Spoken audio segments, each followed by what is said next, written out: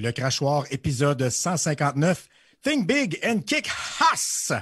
Aujourd'hui, comme vous le savez, on reçoit Stéphane Blais en entrevue. On sait que ça va susciter beaucoup de commentaires tout au long de l'émission. On demande aux gens qui commentent dans le live de faire preuve de civisme. Tout commentaire injurieux, déplacé, ça va être supprimé par nos modérateurs, puis l'auteur du commentaire sera banni du live sans procès. Peu importe l'allégeance, même si vous êtes de notre côté, entre guillemets, on ne tolérera pas aucun commentaire de la sorte. Ça va être une discussion, en fait.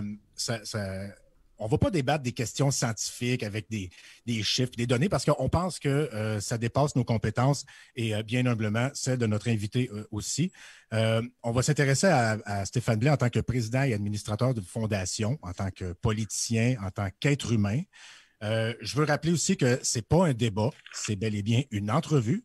On va poser des questions à M. Blais et il va y répondre. Puis à la fin, on va mieux se connaître et on va lancer le bal tout de suite. D'ailleurs, Martin, c'est toi qui as orchestré cette entrevue-là. C'est à toi que va revenir l'honneur de saluer notre invité et de lui poser la première question. Je te cède la parole. Ben merci, Frank. Écoute, premièrement, je voulais vous remercier, M. Blais, parce que c'est grâce à vous. Et saluons également les efforts de notre cher Tutti Frutti pour avoir mis ça en place. Mais ma première question, puis je ne passerai pas par quatre chemins, ça fait très longtemps qu'elle me démange. Et elle va comme suit. Selon Stéphane Blais, s'il n'y avait pas eu de mesures sanitaires, s'il n'y avait pas eu de distanciation physique, s'il n'y avait pas eu de port du masque, s'il n'y avait pas eu l'ensemble des mesures sanitaires, opinion, je suis conscient que je ne parle pas avec un virologue, j'en suis pas un non plus. Aurions-nous le même nombre de cas présentement au Québec? Ben, en fait, le nombre de cas est créé simplement par des tests PCR frauduleux.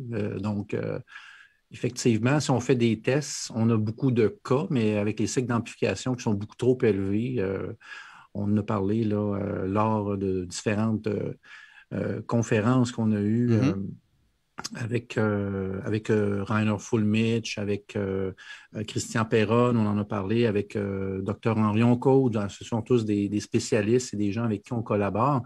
Donc, la problématique qu'on vit présentement, c'est une problématique de cas. Et ces cas-là sont créés par des tests PCR dont les cycles d'amplification sont beaucoup trop élevés. Donc, oui, on aurait des cas, mais les cas ne changent pas le faible nombre de personnes décédées. Donc, je peux vous dire un scoop, il n'y a pas de surmortalité selon le rapport de Toubiana pour les personnes de 70 ans et moins au Québec. Et il y a une légère surmortalité. Oui, je le sais. Non, mais... Je me suis plugué, boys. Bon, parfait. Mais on va laisser passer celle-là. On va être beau. On va être bon Alors, prince. À ta question, c'est ça. Les mesures sanitaires actuelles, ce sont des nouvelles mesures qui n'ont jamais été implantées, qui n'ont jamais fait aucune preuve scientifique. Et le nombre de cas est créé par des tests PCR frauduleux. Bon, OK. Ça, c'était la cassette. La vraie réponse, il y aurait donc il y aurait donc eu le même nombre de cas, selon vous. Des cas, ça ne vaut rien. Des cas, ça ne vaut rien parce que tu peux être en parfaite santé et être un cas et être un faux positif. Mais Stéphane, on peut être un cas. Ce qui est important, c'est les décès. Donc, les décès, c'est la cause pour laquelle on devrait s'inquiéter normalement. Mais dans le cas du COVID-19, on peut voir qu'on n'a pas à s'inquiéter. Et d'ailleurs, il y a 26 États américains qui ne s'inquiètent plus de ça puisqu'ils ont mis fin aux mesures sanitaires. Monsieur Blais, premièrement, aux États-Unis, les taux de cas et de morts sont catastrophiques. Je ne suis pas sûr que c'est une bonne idée de les citer en exemple. Non, c'est pas vrai. Mais attendez, c'est pas là que je vais aller. Vous parlez en nombre de décès, mais une personne peut être malade. Il faut faire un ratio en passant. Laissez-moi parler, M. Blais. De toute façon, ça ne fonctionnera pas. Il peut y avoir des cas, des gens qui sont malades, qui ont des séquelles toute leur vie et qui ne meurent pas. Est-ce que ça, pour vous, c'est négligeable? Oui, mais c'est toujours en ratio par rapport à la population totale, c'est négligeable. Alors, vous allez le voir dans les rapports qu'on va déposer le 25 mai. On considère, nous, avec Rainer Fulmich, que c'est une grosse fraude. Ce qui se passe présentement, exactement comme celle du H1N1, qui a fait l'objet d'un rapport par le Sénat français, d'ailleurs, et un rapport de l'OMS. Dans le rapport du Sénat français, on statuait que c'était une fraude majeure. Alors, c'est pas mal les mêmes acteurs qu'on a présentement. Alors ça, c'est ma position et c'est la position des scientifiques avec lesquels on travaille. Vous choisissez d'écouter parce que si bien sûr, la communauté scientifique, ceux qui revoient leurs travaux entre eux, ils atteignent des consensus et les tests. Oui, des consensus avec plein de conflits d'intérêts, oui, effectivement. Quand vous nous nommez des scientifiques, ce sont souvent malheureusement des scientifiques qui ont été déchus et pas pour des raisons anodines. Déchus, je m'excuse, je peux vous nommer les noms des scientifiques qu'on a. Est-ce que je peux? Est-ce que je peux vous nommer les noms des scientifiques qui travaillent pour la Fondation? Vous avez nommé, mais on les connaît déjà. Henri Oncoat, tout ça, on les connaît. Christian Perron, Laurent Toubiana, Claire Craig, Tania, c'est toutes des personnes qui n'ont pas été déchues et qui travaillent encore pour leur employeur, en passant. Ben là, dans ce que je sache. De la communauté scientifique. Ouais, c'est ça. Là. Ils sont quand même dans la marginalité de la communauté scientifique. Oui, mais parfait. Je veux dire, on peut être marginal lorsqu'on n'est pas en conflit d'intérêts et ne pas être marginal lorsqu'on est en conflit d'intérêts. Et ce qu'on note présentement, c'est qu'il y a beaucoup trop de scientifiques qui sont en conflit d'intérêts. Donc, les 400 que vous nous avez nommés là ont raison. 400, on en a 9. D'autres ont tort. Pardon? Donc, en fait, le but, c'est pas de dire qui a raison et qui a tort. C'est ça? En fait, le but n'est pas de se battre entre les individus à savoir qui a raison, qui a tort. Le but, c'est de prendre chacune des mesures et d'établir scientifiquement, avec les scientifiques qu'on a, pour voir si la distanciation sociale est fondée, si les masques sont fondés, si les tests PCR sont fondés, si les vaccins qui n'ont même pas établi toutes les étapes d'accréditation vont vraiment régler quoi que ce soit au niveau du COVID-19. Oui, je vous suis. Alors, le but, ce n'est pas de savoir qui a raison, c'est de savoir par rapport à un fait donné si ça tient la route. Et les rapports nous disent que tout ce qui est fait présentement, il n'y a rien qui tient la route. Ça, en tout cas, moi, ce n'est pas ce que j'ai vu parce que ce que vous exprimez là, en fait, qu'il faut vérifier les données, les scientifiques, tout ça, ça existe et ça s'appelle le peer review, le principe de revoir les découvertes scientifiques par des pairs. Et après ça, on étudie ça et on atteint un consensus scientifique et c'est ce qui se rapproche le plus de la vérité. Tandis que ça, je suis d'accord avec vous, c'est ce qu'il faudrait suivre. Sauf que vos experts dérogent de ça. Ils sont à l'encontre du consensus scientifique. Donc, ils dérogent à ce que vous venez d'exprimer comme modus operandi, non? Encore une fois, je veux dire, je vais donner un exemple. Alexandra Orion-Côte, qui est titulaire d'un prestigieux Eisenhower Fellow, qui a un post-doctorat de Harvard en génétique. C'est le genre de personnes qu'on a. Là. Astrid Stuckel-Berger, Christian Perron, qui a été 15 ans à la Commission française sur les maladies transmissibles. Il a été 9 ans sur le comité de vaccination de l'OMS. Il sait c'est quoi un vaccin? Oui. Et il n'est pas anti-vaccin en passant.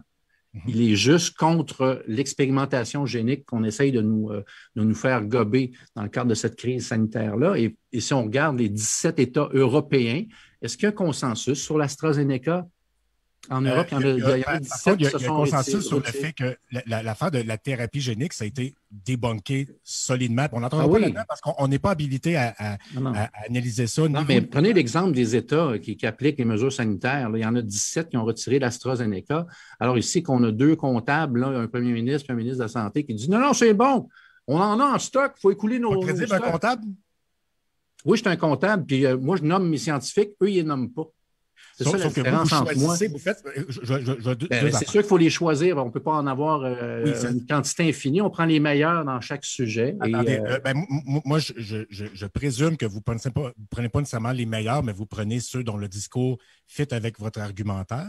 Moi, c'est ce que je comprends. C'est sûr. C'est effectivement des gens qui disent que les mesures sanitaires actuelles ne tiennent pas la route et c'est une fraude identique et même supérieure à ce qui a été vécu avec la H1N1. Et il y a un consensus en passant sur le fait que la H1N1, c'est une grosse fraude et c'est les mêmes acteurs.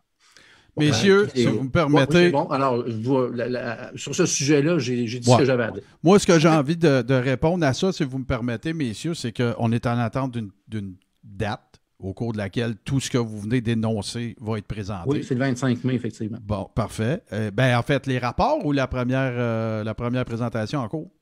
Ça va être les rapports avec parce que la poursuite qui a été déposée avec les variants, ils nous ont rajouté des variants, etc., etc. Ouais. On est obligé de remettre à jour les rapports. Et puis là, les rapports vont tout être déposés avec l'amendé de la poursuite déposée le 13 mars. Donc là, tout va être prêt pour faire face à toute éventualité et a commencé à plaider lorsque les... Okay. Là, je ne suis pas avocat. Là, non, c'est correct. Moi, en fait, prochaine étape, les rapports, puis étape suivante, ben, vous allez les présenter en cause. Vous n'avez pas encore cette date-là. Voilà. Bon, parfait. Voilà. Ben, on a déjà commencé en cours en passant parce que les gens sont au courant, qu'on a déposé une poursuite contre, ils appellent ça l'habeas corpus, là, contre le couvre-feu. Finalement, la juge dit la procédure, changez ça pour une procédure différente, là, qui ne sera pas un habeas corpus. Donc, on a changé la procédure et puis ça va être entendu. Est-ce que ça peut vouloir dire qu'au cours de la dernière année, sur ce point précis-là, vous avez changé d'idée? Parce que le 19 mars dernier, vous affirmiez que dans une conférence de presse que Donald Trump a donnée, que rien n'était pour le stopper dans l'essai des médicaments et que c'était fondamental qu'il puisse faire ça. Puis là, aujourd'hui, il y a juste le vaccin à Trump qui aurait été efficace, finalement. Ça n'aurait pas été grave. Moi, personnellement, la position de Trump sur le vaccin, je ne la comprends pas. Okay. Parce qu'il existe plusieurs traitements sans aller au vaccin. Là, on a parlé l'hydroxychloroquine, etc. Bon, alors ça, nous, on est pour les traitements. Puis en passant, on a des gens dans l'entourage immédiat, des gens qui travaillent à la Fondation, des gens qui ont attrapé la COVID et qui ont été traités par des médecins avec la chloroquine. Donc, et ça s'est réglé rapidement. Il y a d'autres médicaments. Là. Moi, je ne suis pas médecin, mais qui peuvent traiter ça là, avec l'absorption d'un ou deux médicaments. Ce n'est pas trop coûteux. Monsieur Blais, moi, je ne suis pas médecin non plus, mais je suis capable de lire la littérature scientifique. Puis le traitement de l'hydroxychloroquine ne fonctionne pas. Il y a aucun... non, mais c'est pas d'être d'accord ou non. La science est convenue après différents tests que... La science, c'est comme Dieu, ça, la science. Ne fonctionne pas. Tu sais, quand vous nommez vos spécialistes, par exemple, comme le docteur Raoult avec sa chloroquine, êtes-vous familier avec la notion d'argument d'autorité en rhétorique? En fait, l'autorité en matière de traitement, c'est celui... Je parle d'un argument d'autorité. Savez-vous c'est quoi si je vous parle d'un argument d'autorité? Écoute, tu peux m'arriver avec le fait qu'il y a un consensus scientifique qu'on doit suivre. Non, c'est pas ça. Bon, mais vas-y, définis-moi ça. Je ne suis pas un argument d'autorité, c'est pour faire valoir un point, on se sert de l'autorité d'une personne. Comme vous le faites quand vous nommez ces gens-là, ce sont des virologues, ils connaissent ça. Sauf que tous les autres scientifiques sont contre eux autres. Donc, vous ne pouvez pas nous dire, vous ne pouvez pas dire tous les scientifiques sont d'accord sur telle affaire. Vous êtes obligé de choisir ces personnes-là et vous commettez un argument d'autorité en citant leur pédigré pour dire qu'ils ont raison, alors que selon la communauté scientifique de la planète Terre... S'il y en a 1000 qui se jettent dans un précipice, puis il y en a un qui a raison, qui ne va pas dans le précipice, moi, je choisis celui qui a raison. Tu comprends? Et là, si je regarde la société actuelle, là, tout le monde suit les directives du gouvernement Legault, là, qui est obligé d'investir 135 millions en publicité. C'est 16 piastres par personne, alors que la deuxième province investit 6 piastres par personne. Moi, je pense qu'on est dans une situation au Québec de propagande. Et puis la position d'autorité du gouvernement, elle est celle de brainwasher les gens et de mentir aux gens avec les médias mainstream, comme ça se passe présentement.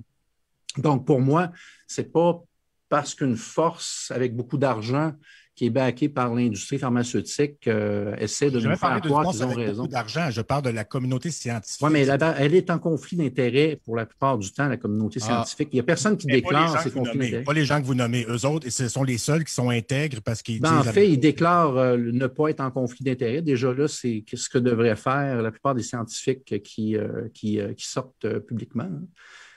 Par exemple, prenez Louis Fouché. À chaque fois qu'il fait une intervention, il indique qu'il n'y a aucun conflit d'intérêt, il ne reçoit aucun argent de qui que ce soit. Donc, là, il va toujours bien recevoir de la fondation.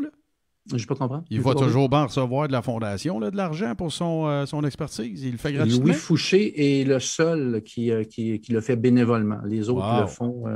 Donc, les autres sont un peu en conflit d'intérêt parce qu'ils sont payés par vous pour véhiculer votre message. Écoute, je veux dire, ce qu'ils vont recevoir par rapport à ce que reçoivent les scientifiques qui s'acoquinent avec les pharmaceutiques, c'est pas grand-chose. OK. Ben là, on attendra le prochain état financier intérimaire ou la vérification comptable, puis on pourra en témoigner. Mais parallèlement à ça, donc, je veux juste faire un dernier récapitulatif. OK? Donc, on peut dire que, puis là, je veux préciser que moi, c'est la seule conversation que je vais avoir sur le procès qui s'en vient. Parce que oui, je sais lire, mais je ne sais pas lire. Puis je sais que Frank est plus versé que moi là-dedans, là, mais je ne suis pas habilité à lire ça. Moi, là, c'est correct, on a fait la petite plug. Il va y avoir ce dossier-là, cette cause-là qui va être entendue. Mais moi, ce qui va m'intéresser, c'est ce soir, c'est beaucoup plus qu'est-ce qui a mené à ça. Parce que là, écoute, on a quand même, ils s'en sont passés des événements dans la dernière année, là, que ce soit auprès de la Fondation, que ce soit dans votre vie personnelle, plutôt professionnelle, pardon, particulièrement suite au live de vendredi. Mais moi, j'ai envie qu'on revienne un peu au début de ça, au début de la Fondation, le premier conspiratoton. Le premier round est fini, là, donc... c'est pas un round. Moi, les gens passent au vote. C'est pas un combat, c'est une entrevue. Non, c'est ça. On pose des questions. C'est correct, c'est cool, les gars. On n'est pas Mario Roy, là, on ne vous a pas convoqué dans un ring, nous autres. Là. Ah oui? Non. Ça a été fait par Mario Roy, ça? Oui, absolument. D'ailleurs, ça m'étonne. C'est un genre d'événement traumatique qui peut arriver à quelqu'un de se faire inviter. Mais bon, passons. Fait que j'ai envie de revenir justement là, au début de tout ça. La première requête en instance, la demande de pourvoi qui avait été faite, le travail qui a été fait avec Maître Guy Bertrand tout ça, la première mutinerie qu'il y a eu dans le bateau un petit peu plus tard juin tout ça. Moi, je trouve que dans n'importe quel contexte, c'est important de mettre les choses en contexte, justement. Qu'est-ce qui s'est passé? Qu'est-ce qui s'est passé? Bon, c'est une bonne question. En fait, je peux à posteriori, je veux dire, ce qui s'est passé, on va relater les faits. Guy Bertrand est sorti de la poursuite en invoquant le fait que j'ai voulu le piéger dans un resto, en l'invitant dans un resto, le Conti à Québec. Bon, alors, ça me fait plaisir de vous dire que c'est de la fucking bullshit, OK, qu'il a menti là-dessus, parce que ceux qui ont invité Guy Bertrand, c'est José Turmel et le propriétaire du gym, là, Dan Marino. Oui, Dan Marino, c'est ça. Donc, ça a été clairement indiqué dans une vérification diligente et ça a été dit verbalement là, par José Turmel et Dan Marino, que c'est eux qui ont organisé ça. D'ailleurs, ça fait l'objet d'un article cocasse de la part du sérieux Journal de Québec et de Montréal. Le très sérieux, je devrais dire, qui disait que l'avocat Stéphane Blais a organisé un souper pour piéger Guy Bertrand. Alors ça, c'est très sensationnaliste. À mon avis, le Journal de Québec qui ne vaut pas mieux qu'un papier de litière à chat. Mais bref, je ne suis pas avocat, je n'ai pas rien organisé, puis j'étais loin de vouloir piéger Guy Bertrand. Guy Bertrand a fait ce qu'il a fait a posteriori, je l'ai réalisé puisque j'ai rencontré des gens qui le connaissaient. Il s'est désisté, il a encaissé l'argent, il a sacré son camp. Et moi, je peux vous dire que je pourrais porter plainte au syndic. Donc, je lui demande de se tenir tranquille parce que si je porte plainte au syndic, je pourrais y sortir un beau gros dossier. Mm-hmm. Et puis, mais pour l'instant, j'ai d'autres chats à fouetter. Là. À 82 ans, il voulait se refaire. Lui, il me disait que j'ai trahi mon peuple en 95 en étant fédéraliste et je veux maintenant m'impliquer dans cette cause. Ça a coûté 125 000. Maintenant, ça a coûté 125 000. C'était censé en coûter 75 000. Je vous explique. Il y a un avocat dont j'oublie le nom, Racicot, dénommé Racicot, qui s'est dépêché à avoir sa face dans le journal puis qui est allé se planter dans le mur avec une poursuite en habeas corpus. Là. Bon, alors, au départ, Guy Bertrand avait pris un chemin, là, je ne suis pas avocat, puis il est obligé de me dire, là, je suis obligé de reculer puis de recommencer parce que là, puis il trouvait que le jugement était rapide aussi. Donc, ça a coûté 50 000 $ à la Fondation, le fait de ne pas se parler. Tu sais, j'ai toujours dit, là, toujours tendu la main aux avocats dans le mouvement, c'est pas pour contrôler ce qu'ils font. C'est que si vous faites une poursuite, parlons-nous, parce qu'on va avoir une stratégie commune pour mettre nos forces en commun pour s'assurer qu'on a des meilleures chances de succès. OK, nous, on est contre les mesures sanitaires. On s'entend, les gars, j'ai peut-être tort, vous avez peut-être tort, on ne regardera pas qui a raison. Mais quand c'est l'heure d'arrimer nos forces, travailler en équipe, normalement, on aurait plus de chances. Alors, on est obligé de prendre un recul, puis ça a coûté 50 000 la modification de la poursuite, 125. Maintenant, il a décidé de débarquer. Moi, je pense que sa fille, lorsque vous avez vu le live qu'on a fait le 8 juin, c'est ça, elle est directrice générale chez Guy Bertrand. Elle a plusieurs clients et tout ça. Et bien sûr dans les bureaux, Guy Bertrand voulait continuer, puis elle ne voulait pas continuer. Puis là, lui, il y avait un choix à faire. Là, OK? Mm-hmm. Pour toutes sortes de raisons. La première raison, au niveau de la désobéissance civile. Les détails, M. Blais. Les détails, j'en ai pas peur. Je vais les donner les détails pour ne pas laisser de sous-entendu. Au niveau de la désobéissance civile, ça a été invoqué, ça. Bon, moi, j'avais fait une entrevue avec Rocco Galati dans le mois de mai. Quand il a déposé en juin, là, il savait très, très clairement c'était quoi la position. Que oui, je suis pour la désobéissance civile lorsqu'on juge qu'un gouvernement viole les droits fondamentaux constitutionnels. Ça a été très, très clair avec Guy Bertrand. Et même au CONCI, c'était des tables qui, à l'époque, c'était des tables de 10. Donc, on respectait les règles sanitaires là-bas. Et il y avait même l'adjointe de Guy Bertrand qui avait été invitée par Josée Turmel, qui était présente, qui est maître Sophie Noël. Elle était présente. Donc, au-delà de ça, là, je m'excuse de vous interrompre, mais je veux juste lire quelque chose parce que ça avait été rendu public à cette époque-là. Là, on ne peut pas vous laisser aller sans qu'il y ait un levier de l'autre côté. Là. Sous toute réserve, à la Fondation pour la défense des droits et libertés du peuple, à M. Stéphane Blais, tant personnellement qu'en sa qualité de président de la Fondation, à Dr Mario Beauregard, Caroline Mailloux, Jean Cazot, qui étaient tous des membres du conseil d'administration à l'époque. C'est un avis de... Non. Jean Cazot n'a jamais... OK. Beauregard, mais attention. Ouais. Beauregard a été sur le conseil, je pense, une journée. Je ne l'ai jamais vu, à part une fois. Il a démissionné. Il a été remplacé par Jean-Jacques Crèvecoeur, qui était là par intérim. Okay. Donc, Beauregard a été plus, je crois, un plaignant. Bon, il n'a jamais parlé. Oui, il était parmi les co-demandeurs, mais mettons ça en contexte. C'était le 6 juillet. Là. Ce que je lis, là, ça avait été un communiqué avis de retrait du dossier. Monsieur Blais, nous vous avisons que le cabinet Guy Bertrand Incorporé a pris la décision de se retirer dès aujourd'hui du pourvoi en contrôle judiciaire intenté contre le procureur général du Québec et la direction de la santé publique, plusieurs demandeurs, dont vous-même personnellement, et la Fondation pour la défense des droits et libertés du peuple, dont vous êtes le président et le porte-parole. Cette décision est fondée sur le fait que, par votre conduite et vos déclarations publiques, alors que les tribunaux étaient saisis de cette affaire, vous avez rompu le lien de confiance avocat-client qui devait exister en toutes circonstances jusqu'à la fin des auditions devant la Cour supérieure. En effet, par vos faits et gestes, vous avez gravement porté atteinte à la crédibilité de la procédure judiciaire que vous nous aviez demandé de construire au nom de la Fondation par votre comportement, votre langage et votre attitude relativement à la désobéissance civile, le non-respect de la loi et votre activisme politique alors que votre cause était pendante devant les tribunaux.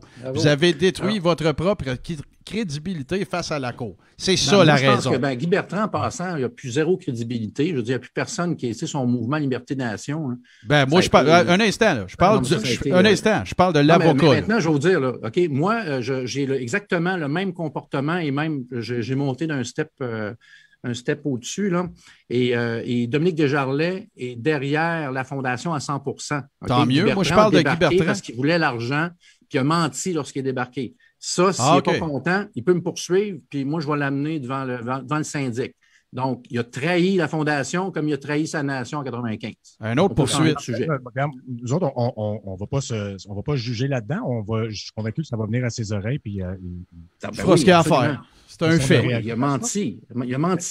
C'est tout. L'accuser de mensonge, j'ai aucun problème avec ça. C'est ça. Il y a eu une tentative de putsch à la Fondation avec Caroline Mailloux qui a allégué plein de trucs et ça a tout été démenti lors d'un... Justement, tous les administrateurs devaient signer des rapports de dépenses. Donc, tu sais, je veux dire, elle-même les a signés. Ça a fait l'objet d'une vérification diligente et puis elle a eu tort sur toute la ligne. Donc, il y a eu une tentative de salissage et de putsch. On aurait pu poursuivre Caroline Mailloux. On ne l'a pas fait parce qu'on n'a pas de temps à perdre avec une personne qui a des troubles mentaux. C'est la raison pour laquelle on ne l'a pas poursuivi. Eh oui, vous m'invitez à votre show, moi, je vais vous dire les vraies affaires. Alors, moi, écoutez, un instant. Là. Oui. Pour le bénéfice de l'entrevue, on va vous croire sur parole, puis on va voir comment ça va se développer, puis on va passer. En fait, il y a eu, en passant, vous n'allez pas me croire sur parole. Hein? Ça, non, mais allez voir la vérification diligente qui a été faite par un avocat et un comptable. Monsieur Blais, laissez-moi parler un peu. Écoute-moi. On va pas faire de vérification là pendant l'entrevue. On va se contenter de votre réponse, puis on va passer à l'autre question. Je réitère qu'une vérification diligente indépendante qui a été faite pour... Moi, je ne me suis pas ostiné ces réseaux sociaux.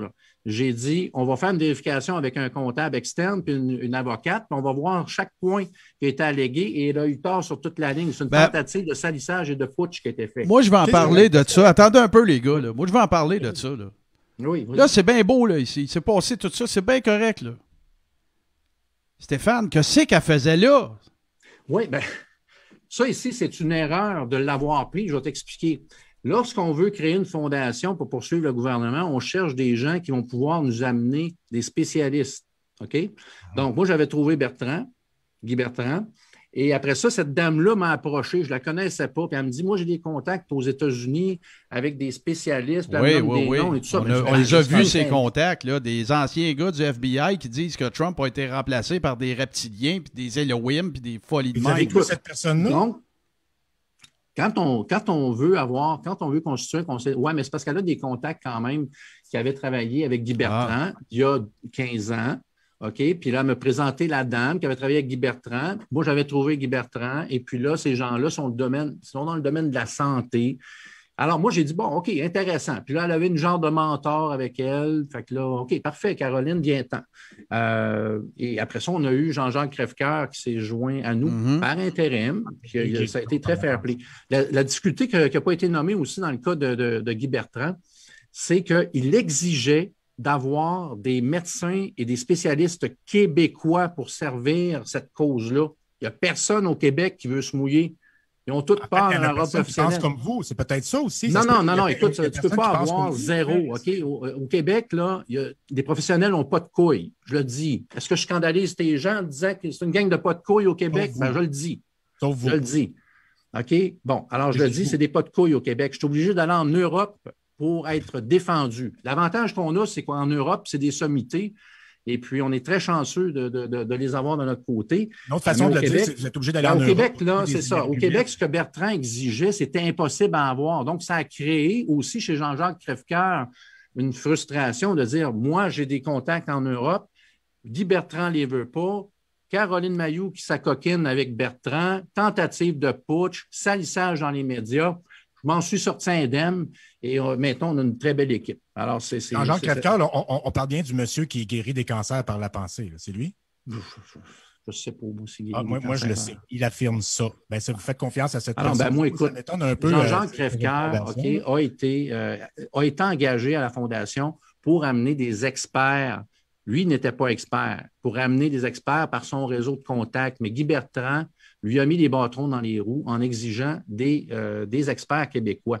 Alors, ça a créé une frustration. Moi, le but, là, peu importe ta pensée, si ton objectif comme administrateur, c'est d'amener des experts, ben moi, j'ai mandaté Jean-Jacques Crèvecoeur dans le cadre d'une crise où on doit agir rapidement.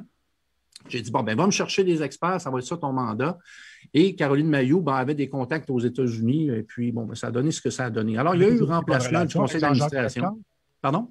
Vous avez toujours eu une bonne relation avec Jean-Jacques Crèvecoeur? Ben, au début, c'est sûr qu'avec Bertrand, ça a brassé parce que ça a créé une frustration.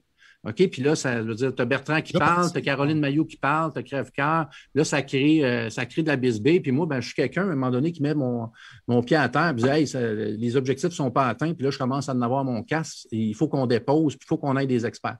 Là, il y a eu un moment où Jean-Jacques Crèvecoeur était parti, puis il y a mais entre vous. On va dire les vraies affaires, messieurs. Le 12 juillet 2020, Jean-Jacques Crèvecoeur disait ceci dans des commentaires sous une vidéo sur YouTube qu'il a faite qui s'appelait « Mise au point sur la Fondation canadienne ».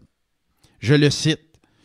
C'est la question qu'on lui pose, c'est pourquoi ne pas former un nouveau CA, il parle de la Fondation, et de demander la démission de M. Blais pour mieux contrôler l'argent du peuple. Et s'il ne démissionne pas, on le congédie, on arrête les procédures judiciaires actuelles. La réponse de notre cher J.J. Crève-Wallet.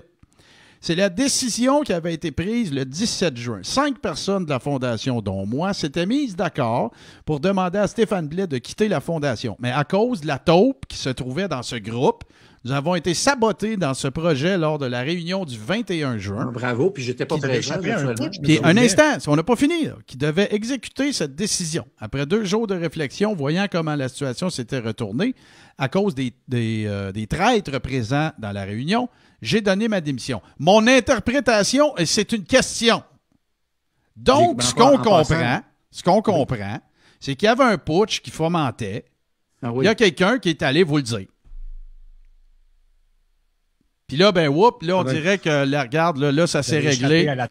Puis là, vous avez parlé d'affaires, vous avez parlé d'éléments à problème, vous avez parlé, puis là, à un moment donné, moi, j'ai fait ils se sont fait démissionner ou pas. J'ai tout crissé ça dehors, tout le monde. C'est ça que j'ai fait. Bon, fait que ça confirme un petit peu ma théorie. Mais attends, Frank, attends un petit peu. Qui va me crisser dehors, là, c'est clair, man, parce que je vais là pour le peuple, puis j'ai pas de temps à perdre avec les égos. Fait que, oui, effectivement. Non. Votre entourage proche comme ça, projeté. Messieurs, avant de commenter, il y a d'autres faits. OK? Ce ne sera pas long. Oui, vas-y. Ça s'appelait Mise au point relative à la Fondation canadienne. Ça s'est passé, comme je disais tantôt, le 12 juillet. Le 14, vous êtes en live ensemble. D'ailleurs, faites à noter pour la chronique fashion, il y a la même chemise sur le dos. 2 jours plus tard. Et il mentionne... je ne suis pas responsable de la chemise qu'il va mettre, là, quand même. C'est un fait. On a dit qu'on énonçait des faits. Là. Non, on parle de faits. Là. Et par ailleurs, dans la fameuse vidéo à laquelle je référais tantôt, c'est pas une petite affaire là, ce qu'il a dit. Là. OK?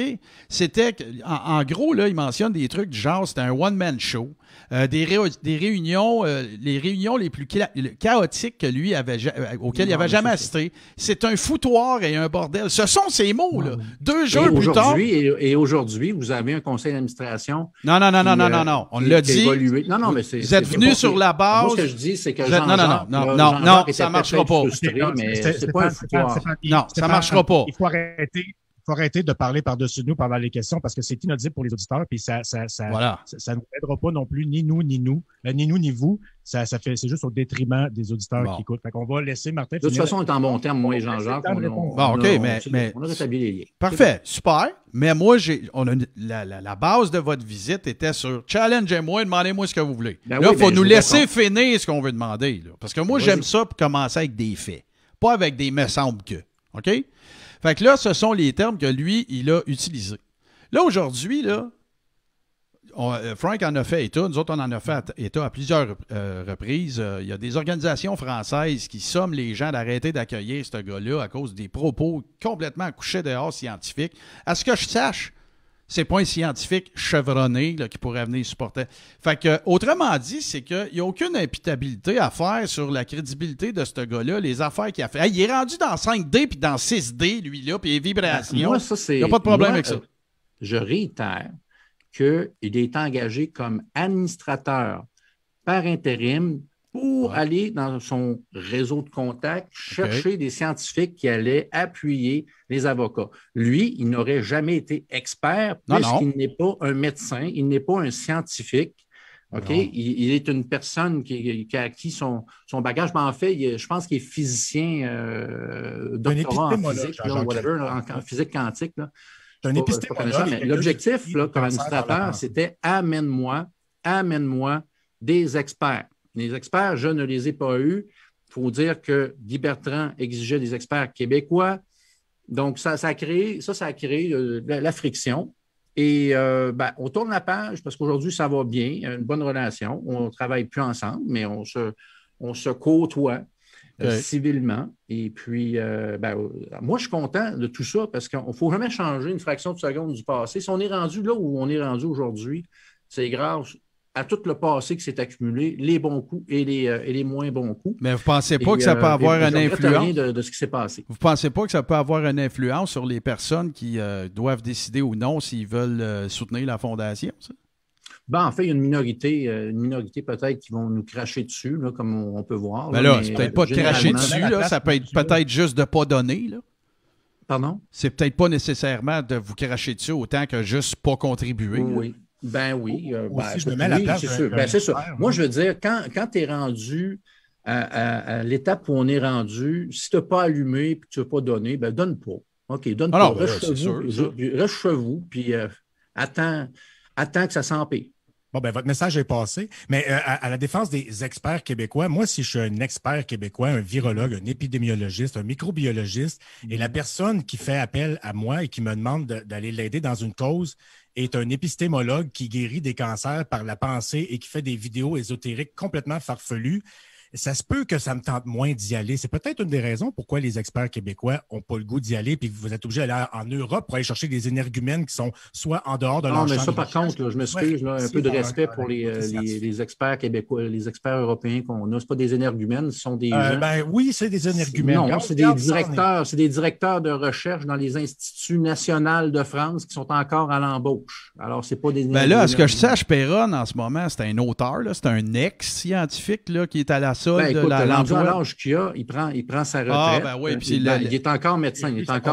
Ben là, l'annonce qui a été faite, qui avait été remerciée du conglomérat de centres hospitaliers dans lequel il travaillait, c'est pas une retraite, ça, là. Non, c'est fait. Chose certaine, l'expérience qu'il a, OK, Pardon? Non, mais regardez, faire un argument d'autorité avec une personne en citant ses diplômes, tout ça, si la personne s'est décrédibilisée, votre argument, premièrement, le pédigré et la formation d'une personne n'est pas un argument en soi. Mais non, mais le travail qu'ils font sur le terrain, le travail de recherche, c'est exactement ce qui va servir d'argument au juge, là.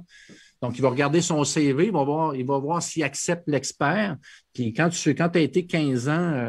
mais quand tu as été crissé dehors de ton œuvre, Stéphane... Ça ne veut rien dire, ça. Ça ne veut rien dire, parce que présentement, on sait que les institutions, ils ont toute peur, puis on le voit dans les autres professionnels. Hein? Tout le monde... Non, je ne vois pas ça, moi. Moi non plus, je ne vois pas ça. Je ne vois pas la peur, écoute, je pense que les autres professionnels, là, je connais ça. OK? Je connais ça. Alors, c'est ça. Donc, tu vois, au Québec, c'est une dictature présentement qu'on vit. On n'a pas le droit à la liberté d'expression alors que la Constitution nous garantit cette liberté d'expression-là. Moi, je vais vous dire une affaire, ça ne restera pas là. OK, parlons-en de la dictature, M. Blais. En ce moment, là, selon vous, on vit dans une dictature où on est en voie de devenir une dictature, mais vous venez de le dire qu'on vivait en dictature. Moi, quand je regarde les milliers de personnes dans la rue qui brisent les règles de le gouvernement dictatorial que lui-même a établi, et quand je vois aussi que... Par décret, en passant, c'est même pas voté par l'Assemblée nationale. Laissez-moi finir, M. Blais. Et quand je vois que vous et vos collègues leaders conspirationnistes... non, c'est pas qui me met une étiquette en passant. Parlez en toute impunité. Vous pouvez vous exprimer tant que vous voulez pour critiquer... Pourquoi tu me mets une étiquette de conspirationniste? Est-ce que je t'ai traité de conformiste? Non, Frank. Non, là, faut que tu laisses conspirationniste, je t'ai pas dit que j'étais conformiste. Si tu veux continuer l'entrevue, enlève les étiquettes. Quelle étiquette? Tu mets une étiquette de conspirationniste. Vous affirmez que le gouvernement conspire contre nous pour faire une dictature, c'est ça. Écoute, je peux te traiter de conformiste, moi, on peut jouer à ça. Oui, pas de problème, traitez-moi de conformiste.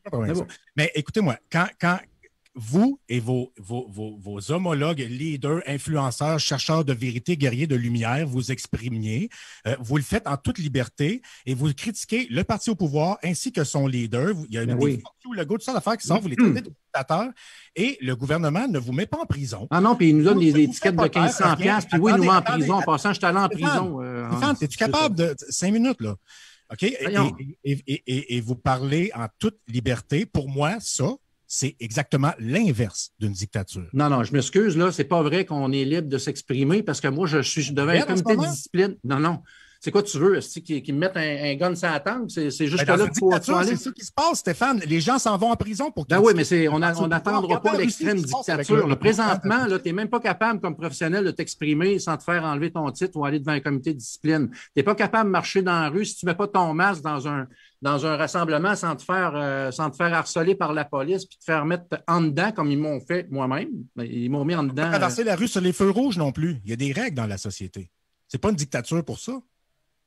C'est qu'il n'y a rien qui est fondé sur la science. OK? Le gouvernement, là, il ne nous les présente pas, le scientifique, puis il n'y a aucun débat public. S'il y avait un débat public, au moins, on pourrait dire que, on est capable de montrer les deux côtés de la médaille. Parce que là, vous discréditez les experts qu'on a. Nous, on les a offerts aux grands médias. Ils chient dans le culotte. Ils ne veulent pas les recevoir parce qu'ils sentent qu'ils n'en ont pas d'experts crédibles à présenter. Ça, c'est votre opinion. Moi, je pense qu'il y a... non, ce n'est pas mon opinion, c'est un fait.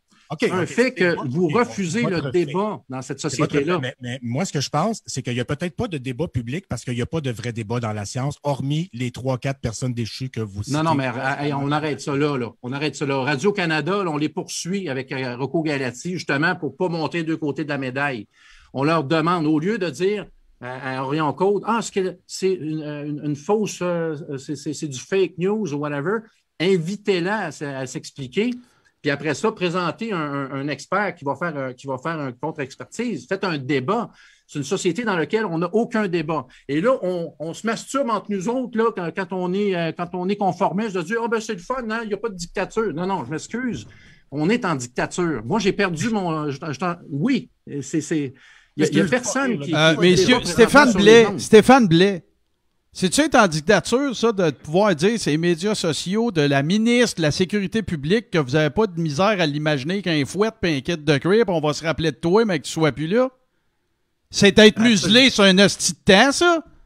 Avez-vous vu en Russie, ceux qui critiquent Poutine, ils se font mettre en prison. Son opposant politique, le chef du parti de l'opposition, est en prison au moment où on se parle. Là. Il ne faut pas attendre d'être en dictature. Il y a des degrés de dictature. Là, présentement, on en est un. Là. C'est ceux qui veulent aller travailler dans le secteur de la santé, là, puis qu'on leur dit il faut que tu te fasses vacciner ou tu as 3 tests PCR par semaine. Mais à un moment donné, là, des tests bidons là, qui rentrent dans un niveau de dictature aussi, les feux. Ben oui, la ceinture de sécurité, c'est débile, ça. La ceinture de sécurité, moi, ça m'étouffe. Moi, là, je suis claustrophobe, ça m'étouffe bien raide. Je suis pas libre. Je peux pas m'exprimer. En passant, tu n'as pas le droit de sortir après 20 heures. Non, c'est 21h30 à Montréal maintenant.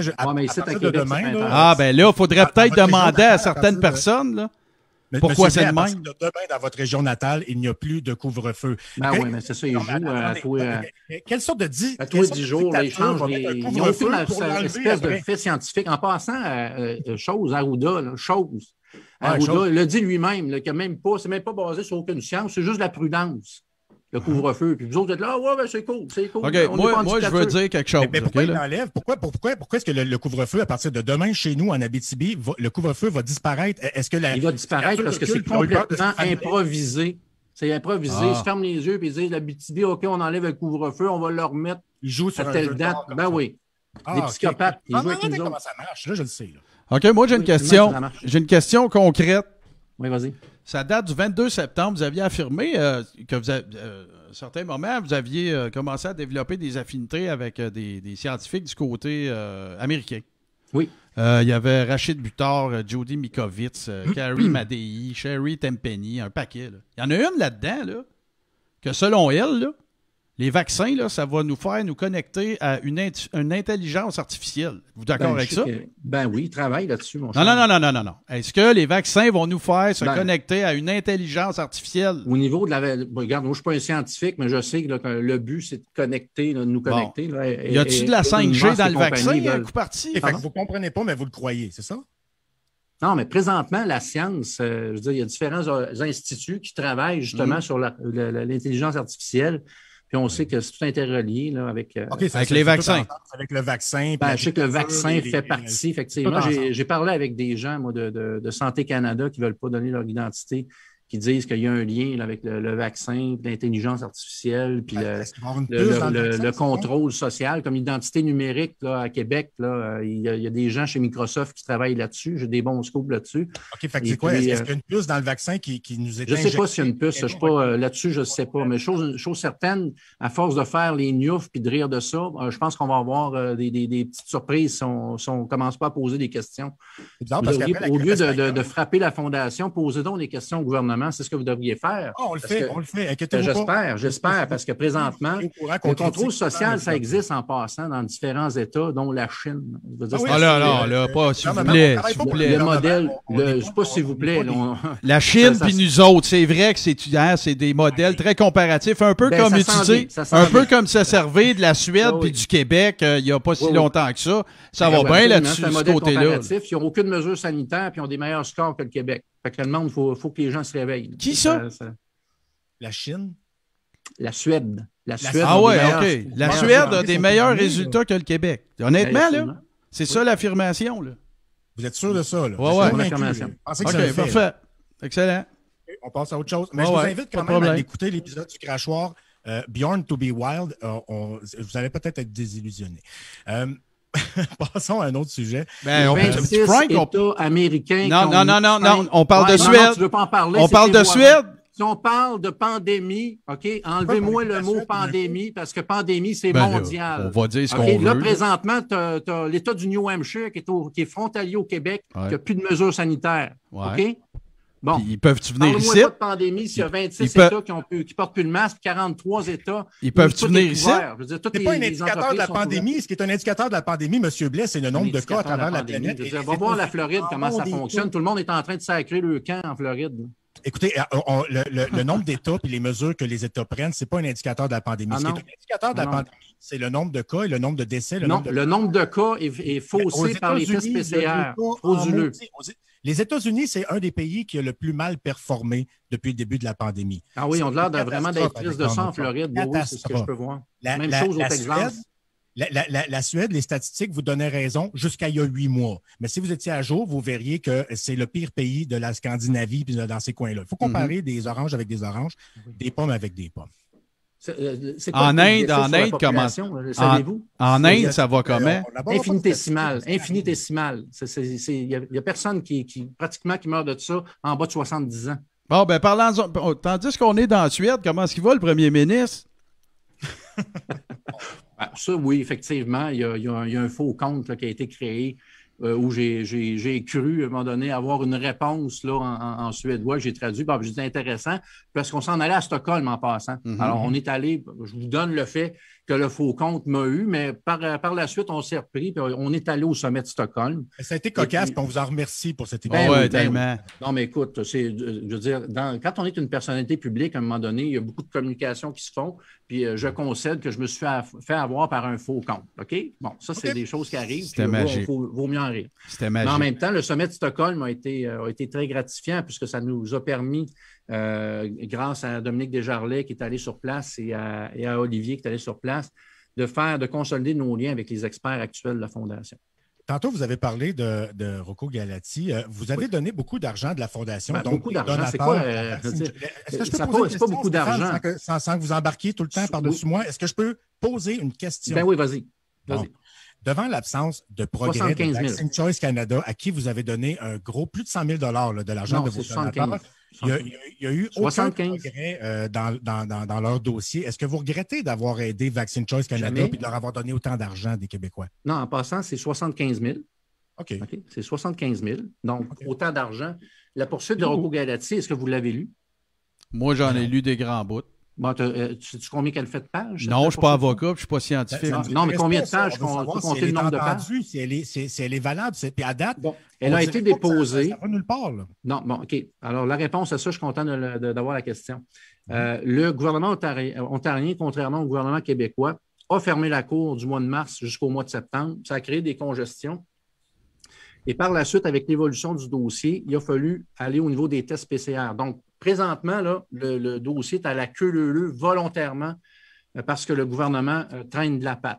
Donc, Rocco Galati en a profité aussi parce qu'il savait qu'on était en lien avec des spécialistes en PCR, qui est Tania Klimenko et Claire Craig. On a partagé les frais pour ajouter à sa poursuite les tests PCR, consolider sa position sur les tests PCR. Donc, ça, c'est fait. OK, et le rapport est arrivé la semaine passée. Donc, selon moi, il devrait être réactivé. Le dossier de Rocco Galati qui a été effectivement déposé en juillet. Je peux vous dire, là, c'est sûr qu'on en met de la pression. Parce que quand on subventionne un organisme, on veut savoir pourquoi ça n'avance pas. Et là, on a eu nos réponses. Le gouvernement ontarien est la cause de ce retard-là et le fait qu'on ait ajouté l'aspect des tests PCR aussi et la cause de. Mais pourquoi investir dans une cause en Ontario alors que votre combat est au Québec? Non, ben justement parce qu'il faut absolument avoir. Moi, j'ai toujours dit qu'il faut travailler premièrement en équipe pour être capable de voir, de se challenger et de faire en sorte qu'on puisse. Le Québec et l'Ontario, ce n'est pas une équipe. C'est deux juridictions séparées. Oui, mais ce n'est pas grave. La Cour suprême est commune. Et puis, le but, c'est de travailler en équipe jusqu'en Cour suprême des deux côtés parce que Rocco Galati nous amène beaucoup par ses conseils qui nous chargent même pas. Au niveau en passant, Rocco Galati, le seul argent qu'il a reçu à date, c'est 75 000 OK? C'est un gars qui travaille pro bono. mais nous, à la Fondation, on voulait donner un coup de pouce justement pour bénéficier de son aide, ce qu'il a fait dans le cadre de la poursuite. Il a orienté sur le plan constitutionnel Maître Desjarlais. Et nous, on l'a aidé financièrement et on veut travailler en équipe pour aller jusqu'en Cour suprême. On verra qui arrivera le premier. Mais le but, c'est de travailler en équipe aussi parce que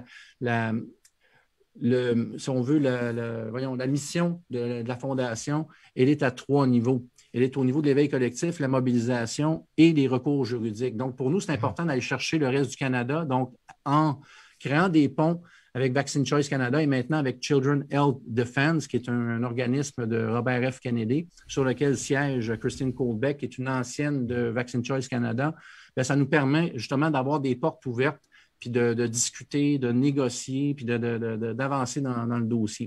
Moi, je vous ai entendu souvent dire que vous aviez besoin de cette cause-là parce qu'elle va créer un précédent qui pourrait servir au Québec et que le précédent judiciaire était au cœur de votre stratégie. Ça, c'est au niveau intéressant, ce que tu m'amènes. Ça, c'est le deuxième volet. Tu as la grosse poursuite et après ça, tu as la fameuse injonction.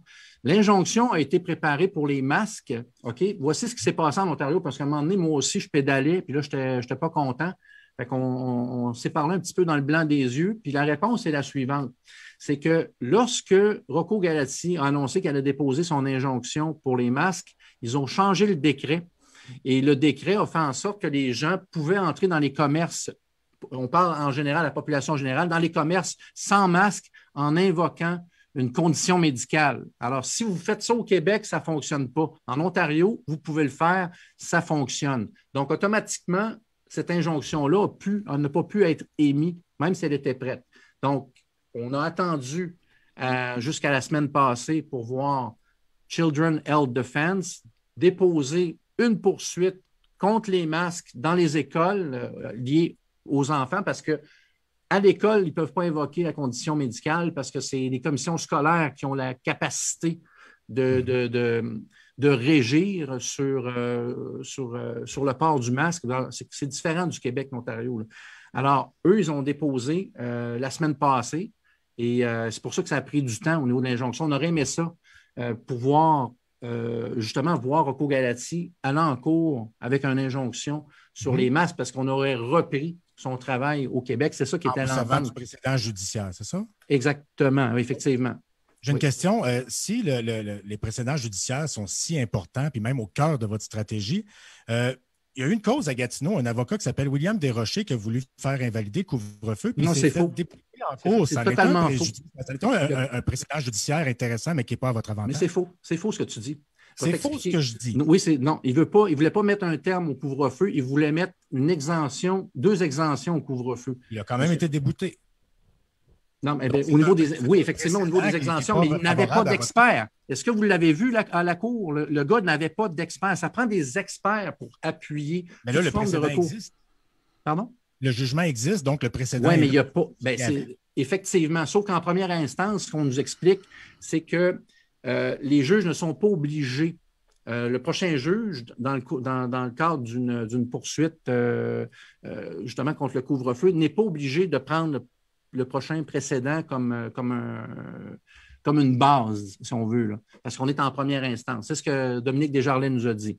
OK? Donc, ce qui est plate, c'est que ça peut influencer le juge, mais il n'est pas obligé de s'y référer. Alors, c'est ce que Dominique Desjarlais nous a dit. Monsieur Blais... Ce qu'on trouve dommage, là, dans le cadre de c'est quoi, l'EAQ, l'Entrepreneur en action du Québec, si vous allez voir, j'ai cru entendre que les 2 administrateurs se sont désistés d'Entrepreneurs en action du Québec et que les avocats ont décidé de se retirer de la cause aussi. Ouais, non. Ils ne sont pas retirés de la cause.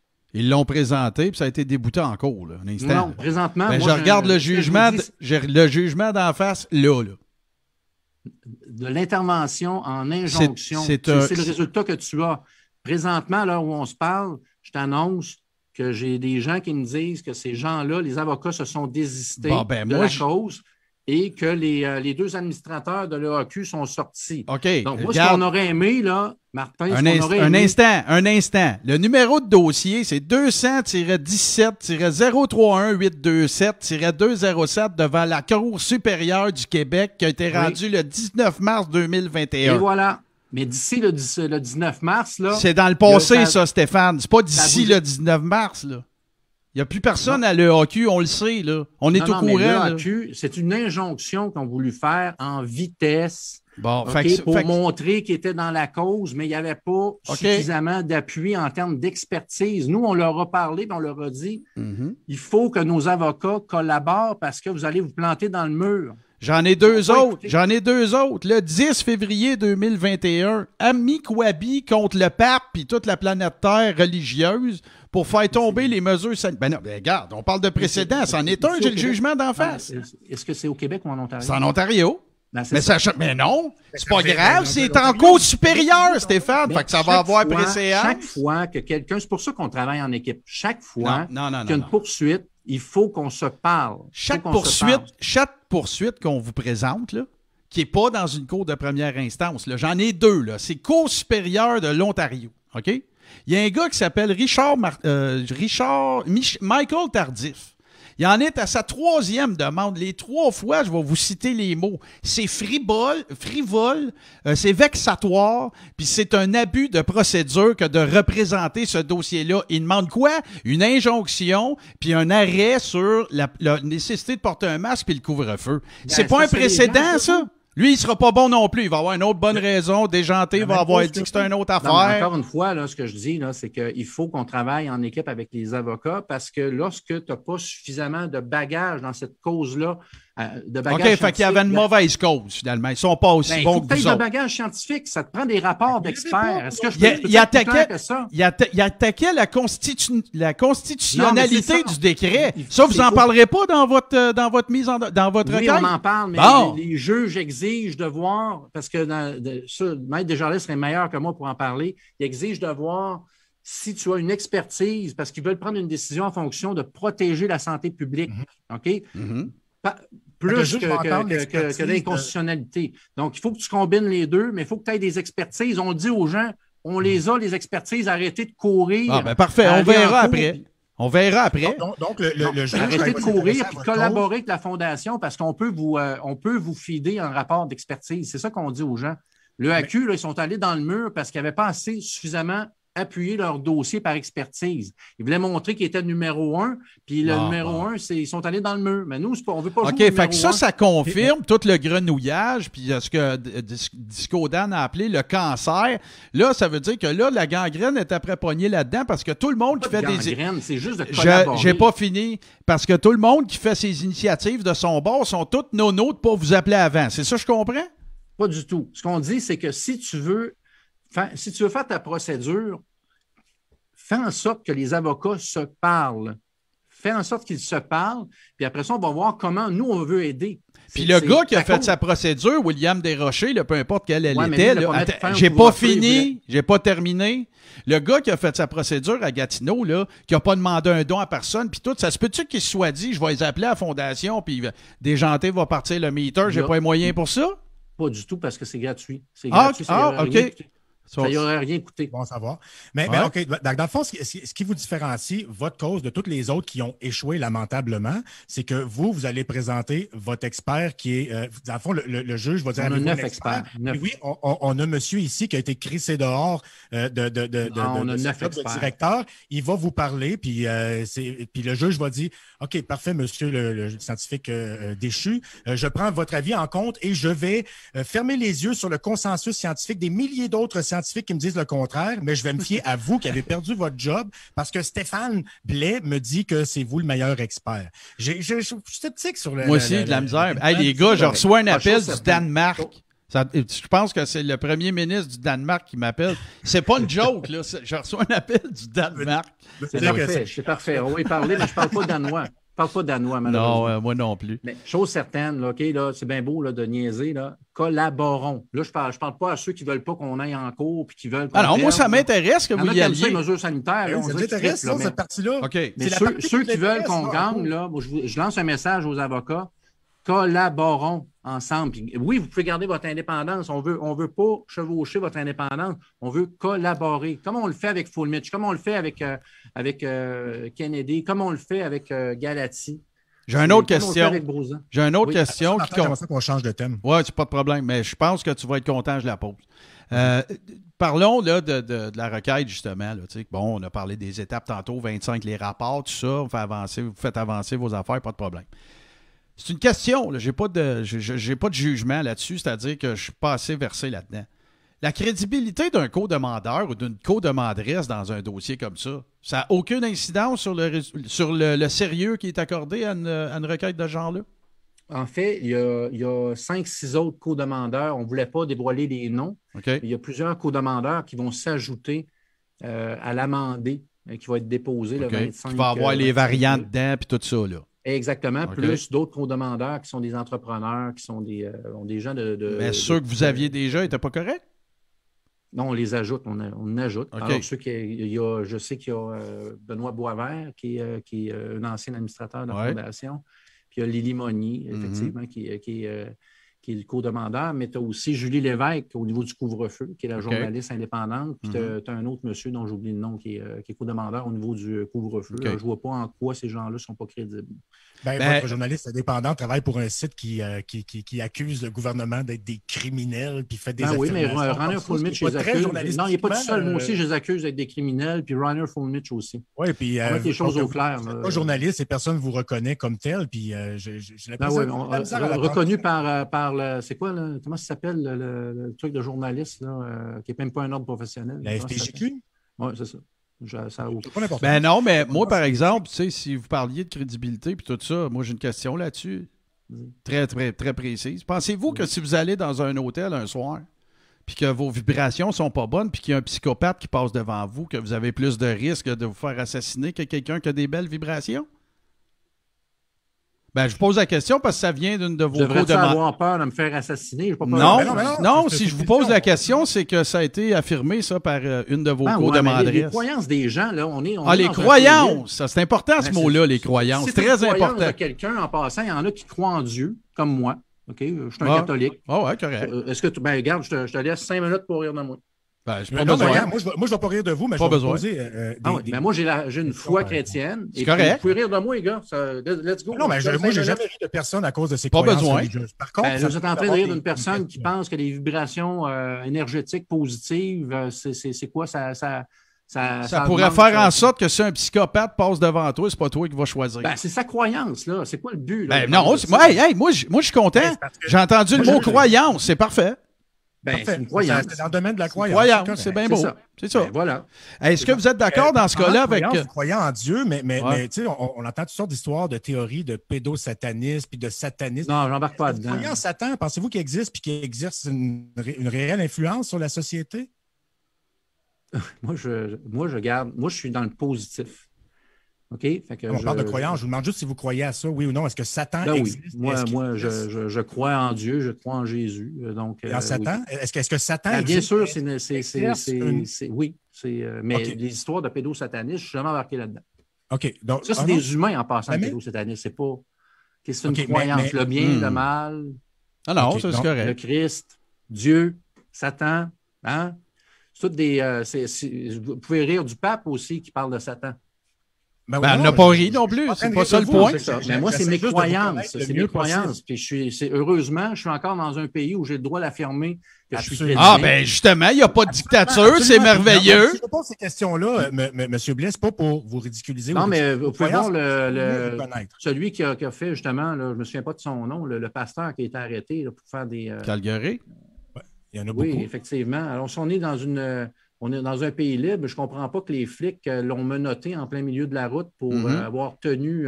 En fait, lui et son frère. C'est pasteur Pavlovski, arrêté pour avoir fait un service de messe. Avez-vous lu aussi dans l'article qu'ils ont passé l'après-midi à leur dire que s'ils ne se démantelaient pas, il y aurait des contraventions puis qu'ils ont été là pendant quelques heures avant de les arrêter? Oui, puis c'est en passant, vous saviez que sur le plan criminel, la loi... Non, la charte, c'est vrai. Je conteste pas ça. C'est plus que ça. C'est au niveau de la loi. Là, les polices n'ont pas le droit d'intervenir dans un service religieux Encore faut-il que peut-être ils iront débattre de ça en cours puis ils trouveront une fondation en Alberta pour les aider, c'est tout. Ouais, chose certaine, OK, on se comprend là, que quand tu fais un service religieux puis que tu te fais arrêter, ça n'a aucune place, puis ça ressemble à de la dictature pas mal. OK, mais les gens disent « Ah non, c'est pas une dictature ». Parlant de manquer de classe, c'est-tu ce qui explique vos commentaires au sujet de la fondation du Dr Julien? Ouais, non, je n'ai pas manqué de classe. J'ai simplement dit, bon, ça, c'est une erreur de communication. Moi, je pense que son équipe de communication est poche. OK, je vous le dis. Une erreur de communication. Tabarnak, boycottez-moi ça, donnez pas une scène. Une erreur de communication. Qu'est-ce qu'on a mal compris là-dedans? Là? Est-ce que ça vaut la peine qu'on... Les symboles qui ont été véhiculés par l'équipe de communication m'ont déplu. J'ai fait un mea culpa, mais je pense que si j'étais le docteur Julien, je mettrais ça dehors. C'est tout. Cette équipe de communication-là, je la mettrais dehors parce que ça va nuire à son image.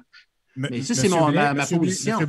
Monsieur Blais, je vais vous lire vos propres propos sur une publication que vous avez faite avec une image du logo de la Fondation du Dr Julien où on voit un enfant faire ce signe-là. Oui, ça, j'aime pas ça, ces signes-là. Ben oui, vous savez que j'aime pas ça. Supposément employé par les pédosatanistes pour communiquer entre eux dans un langage codé. Le pédosatanisme, là, OK, on n'en fera pas la promotion, OK? On n'est pas obligé de graviter là-dedans. C'est pas ça qu'on est en train de faire, là. J'explique le dossier, là, OK? Oui, vas-y. Et en voyant ce signe-là, vous avez écrit les mots suivants sur Facebook. Oui. Tabarnak, décourageant, malheureusement terminé pour moi. Certains guignols mondialistes sont vexés de mon commentaire. Je m'en fous. Qu'est-ce que vous aviez à reprocher à cette publicité-là du docteur? Ça, c'est vos mots que je viens de lire là. Vos mots que vous avez écrits avec vos mains. Il n'y a pas de wow-wow, là. C'est vos mots. Non, ben c'est disparu après. Moi, j'ai dit que j'allais boycotter. Ça, c'est clair. Oui. Vous avez dit exactement ce que je viens de lire. Je peux vous envoyer la capture d'écran. C'est exactement ce que je viens de lire. Envoie-moi ça parce que je me souviens d'avoir dit... Pour moi, certains guignols mondialistes sont vexés de mon commentaire. Je m'en fous. Qu'est-ce que vous aviez à reprocher à ce moment-là à la campagne de publicité du docteur Julien, si ce n'est pas du pédo? Mais envoie-moi ta capture d'écran. Moi, je me souviens d'avoir dit faut boycotter ça. Moi, c'est pas mon souvenir. Non, on boycotte ça au PC. Qu'est-ce que vous comprenez pas là-dedans? Je viens de vous lire vos propos. Je m'en fous de ce que vous vous souvenez maintenant. Envoie-moi capture d'écran, j'ai un doute que c'est mes propos. Parce que en passant, Martineau a menti sur mes propos, donc je ne sais pas. OK, mais pas moi, je viens de lire vos propos, votre post. Je l'ai devant les yeux. Tabarnak, décourageant, malheureusement terminé pour moi. Certains guignols mondialistes sont vexés de mon commentaire. Je m'en fous. Je réitère ma question. Qu'aviez-vous à reprocher à la campagne de boycott du docteur Julien? J'ai dit qu'il faut boycotter. Il faut boycotter la fondation. Arrêtez de me dire ce que vous avez dit. Je l'ai devant les yeux. Non, mais je te garantis que j'ai dit de boycotter la fondation. C'est ça que j'ai écrit. Pourquoi boycotter de la fondation du docteur Julien? Oui, c'est ça que j'ai écrit.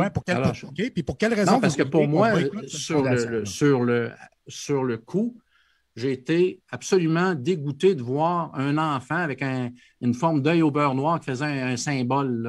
Pas d'œil au beurre noir, ça s'appelle de l'ombrage. Ben oui, de l'ombrage, c'est ça. Puis ce signe-là, c'est pas un signe pédosataniste. Ben non, OK, pour vous, ça n'en est pas un. OK, bref. J'ai fait un mea culpa par après. J'ai fait un mea culpa par après.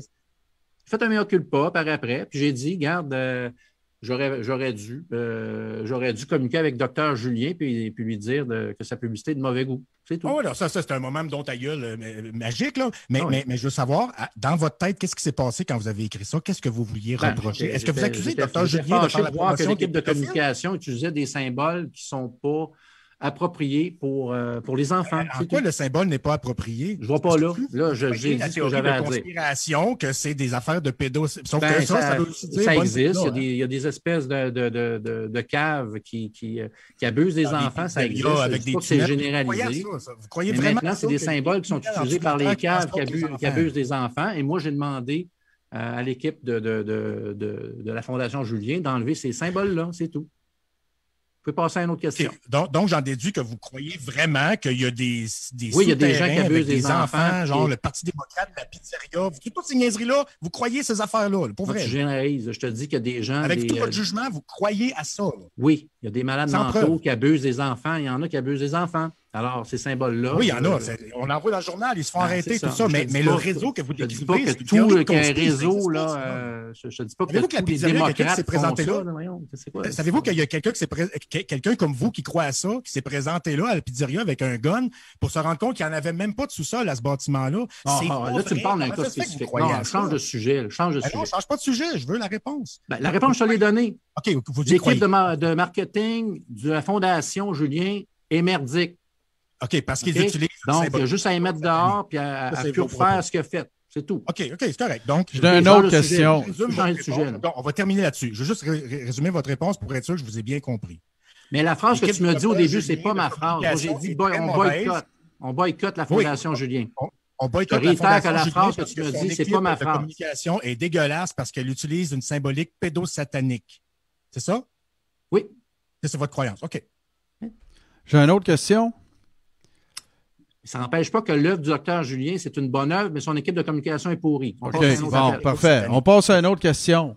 C'est quoi le problème avec Véronique Cloutier à cette heure? On va faire la promotion des masques. Ben oui. Ah ouais, ben il y a plein de vos collaborateurs qui en vendent des masques, là.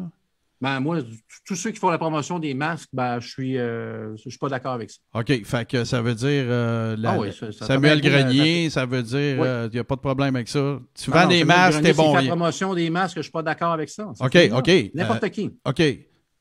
Véronique Cloutier avait parti une ligne de masques qui était effectivement pour des enfants. Je vous invite à boycotter tous les produits et productions de Véronique Cloutier. Les productions de Véronique Cloutier. Oui. Profitez de cette crise cauchemardesque pour sortir une collection de masques pour enfants, c'est non. Idem pour la collection Céline Nunu, c'est non.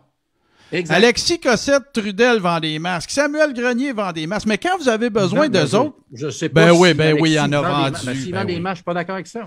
Mais quand c'est le temps, par exemple, d'aller de faire du pouce sur leur plateforme, même si vous n'êtes pas d'accord avec ça, il n'y a pas de problème. Les conspiratotons, des lives, des zooms, let's go, il n'y a pas de trouble avec ça. Donc, encore une fois, je réitère, tous ceux qui font la promotion du masque, je suis en désaccord avec ça. OK. Ben, c'est une question, ce que j'ai posé. C'est fini les challenges, on répond. Alors que tu sois du côté des... je veux dire, que tu sois contre les mesures sanitaires ou pro-mesures sanitaires, faire la promotion d'un masque, moi, je suis contre ça, j'ai toujours dit. OK. Même le masque rouge à Alexis, là. Non, même ça, je suis contre le masque rouge à Alexis. Le meilleur journaliste de toute l'histoire. Oui, c'est ça, le meilleur journaliste. Non, du 21e siècle. Du 21e siècle. Le meilleur journaliste du 21e siècle au Québec vend des masques, M. Blais. Oui, mais ça, il ne peut pas être parfait, Alexis, mais là-dessus, il s'est mis le pied dans la bouche. Ne s'est réalisé. Là-dessus, non, mais ça, c'est une chose. Il s'est mis le pied dans la bouche.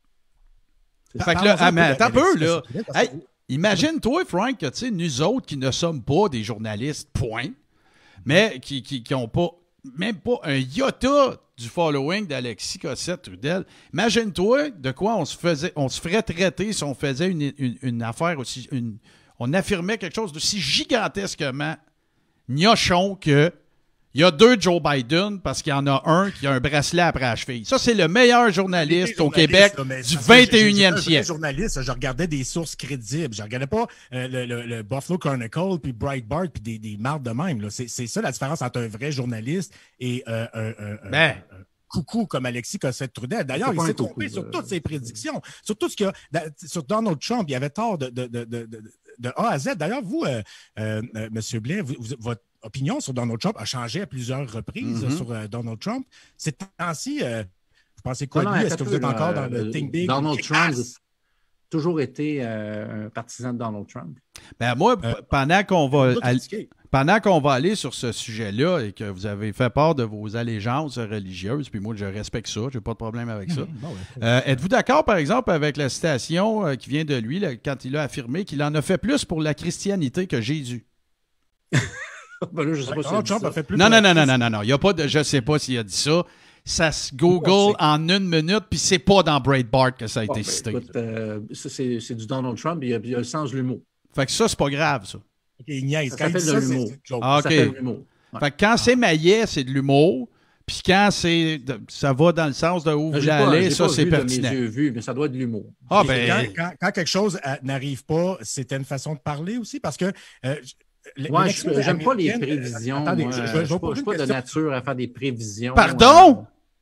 Je veux dire, qu'est-ce qui s'en vient et tout. Là. Ah non, dans les élections, on se laisse aller un peu plus. Oui, oui. Ah ouais. shifter l'Ohio. Effectivement, j'étais convaincu, mais avec la fraude qui s'est passée, on s'est fait avoir. Bon, c'est la fraude. OK, on continue. Oui, fraude électorale. Oui. Là, je comprends que vous croyez à cette histoire-là de fraude, que Donald Trump s'est fait voler les élections. Pensez-vous, comme Alexis Cossette-Trudel, votre frère, le grand journaliste, pensez-vous comme lui que Donald Trump gouverne par en arrière ou qu'il va reprendre le pouvoir d'une façon ou d'une autre avec l'armée sur un... Contrôle tout. Reprendre le pouvoir. Moi, je pense que l'armée tient par les couilles Biden. C'est ce que je pense. Ah oui, faut pas. OK, on va établir. Je pense que c'est un président marionnette, mais c'est une croyance. Bon, établissant des. C'est une croyance. Je le regarde, il y a de la misère à savoir comment s'enligner, d'après moi, pour aller pisser. Fait que je pense pas que je sois capable de ici, ça doit être dans le domaine de la croyance, comment il pisse. C'est assez évident. Attends un petit peu, Frank. Là, on va closer ce dossier-là. Le 30 avril 2017, vous avez écrit sur votre compte Twitter. À Donald Trump. False flag in Syria. You love WikiLeaks but want to jail Assange. You have very much respect for the Clintons. You are a fake. Vous avez même... Attendez, en 2017, j'étais vexé, effectivement. Bon, non, mais attendez, là. En bas de cette publication-là, vous l'aviez fait en anglais et en français, d'ailleurs. Je ne sais pas s'il va me répondre. Je pense pas, mais on va voir. Après ça, on avance un peu dans le temps. 19 décembre 2019. Donald Trump, il revient sur sa tentative d'impeachment, que oui, c'est pas produit, et vous dites, you're going to be stronger than ever after your victory with the support of the Senate. God bless you. Et on revient au 11 octobre 2020. Merci d'être au front pour tous les patriotes Donald J. Trump. Le 11 octobre, oui. Les gens ne réalisent pas à quel point vous travaillez pour nous. Liberté à tous, je prie pour votre victoire en novembre, chers frères patriotes. Ça, c'est pas changer d'idée, ça? Non. Parce qu'en OK, puis sur une tribune qu'on a fait écouter d'ailleurs à nos auditeurs, vous mentionniez justement que, genre, Donald Trump est une coquille vide ou peu importe. On a encore le tape, je peux aller le trouver puis le faire jouer de là. Ben oui, il fait les jouer. Ben, il y a Tiggy Boulian là-dedans, il y a un paquet de monde super influent qui sont pas des conspirationnistes du tout, là. Tiggy Boulian. Ben oui, Guy Boulian, le gars que ses œuvres ont été envoyées sur Jupiter. C'est un spécial. Là, OK, mais c'est pas un conspirationniste. Non, c'est des croyances, hein? C'est ça? Ouais, c'est des croyances. Vu que c'est des croyances, il ne faut pas les challenger. Sauf que ça se peut. Sauf que il faut que vous acceptiez une chose. Oui. On ne va pas vous accuser, puis c'est des croyances. Mais les gens vont juger en fonction de ça parce que ça en dit long sur votre jugement et sur vos valeurs, les croyances que vous adoptez. Puis d'ailleurs, j'ai une question de croyance comme ça. C'est une fierté. Je ne sais pas si vous allez aimer ou non la question. Elle est un petit peu champ gauche, cette question-là. Mais en voyant vos logos puis la symbolique, les icônes que vous utilisez, c'est quoi la nature de vos liens avec la secte des pèlerins de Saint-Michel? Pourquoi vous utilisez leur logo puis l'archange Saint-Michel qui trucide le démon dans toutes vos publications? J'ai toujours trouvé que c'est un beau symbole, la victoire du bien contre le mal. C'est juste ça. Est-ce que vous êtes proche des pèlerins de Saint-Michel? Avez-vous déjà fait partie? Oui, je suis allé les rencontrer effectivement une fois. Qu'est-ce que vous en avez pensé?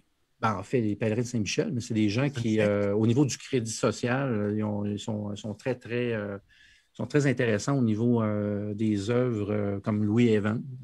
L'œuvre Louis Evans qui parle justement de la création monétaire ex nihilo, créée pour le peuple. Les vieilles affaires le peuple qui contrôle sa création monétaire au lieu des banques privées, effectivement, qui contrôlent la création monétaire. Donc, effectivement, moi, je suis 100% d'accord avec eux.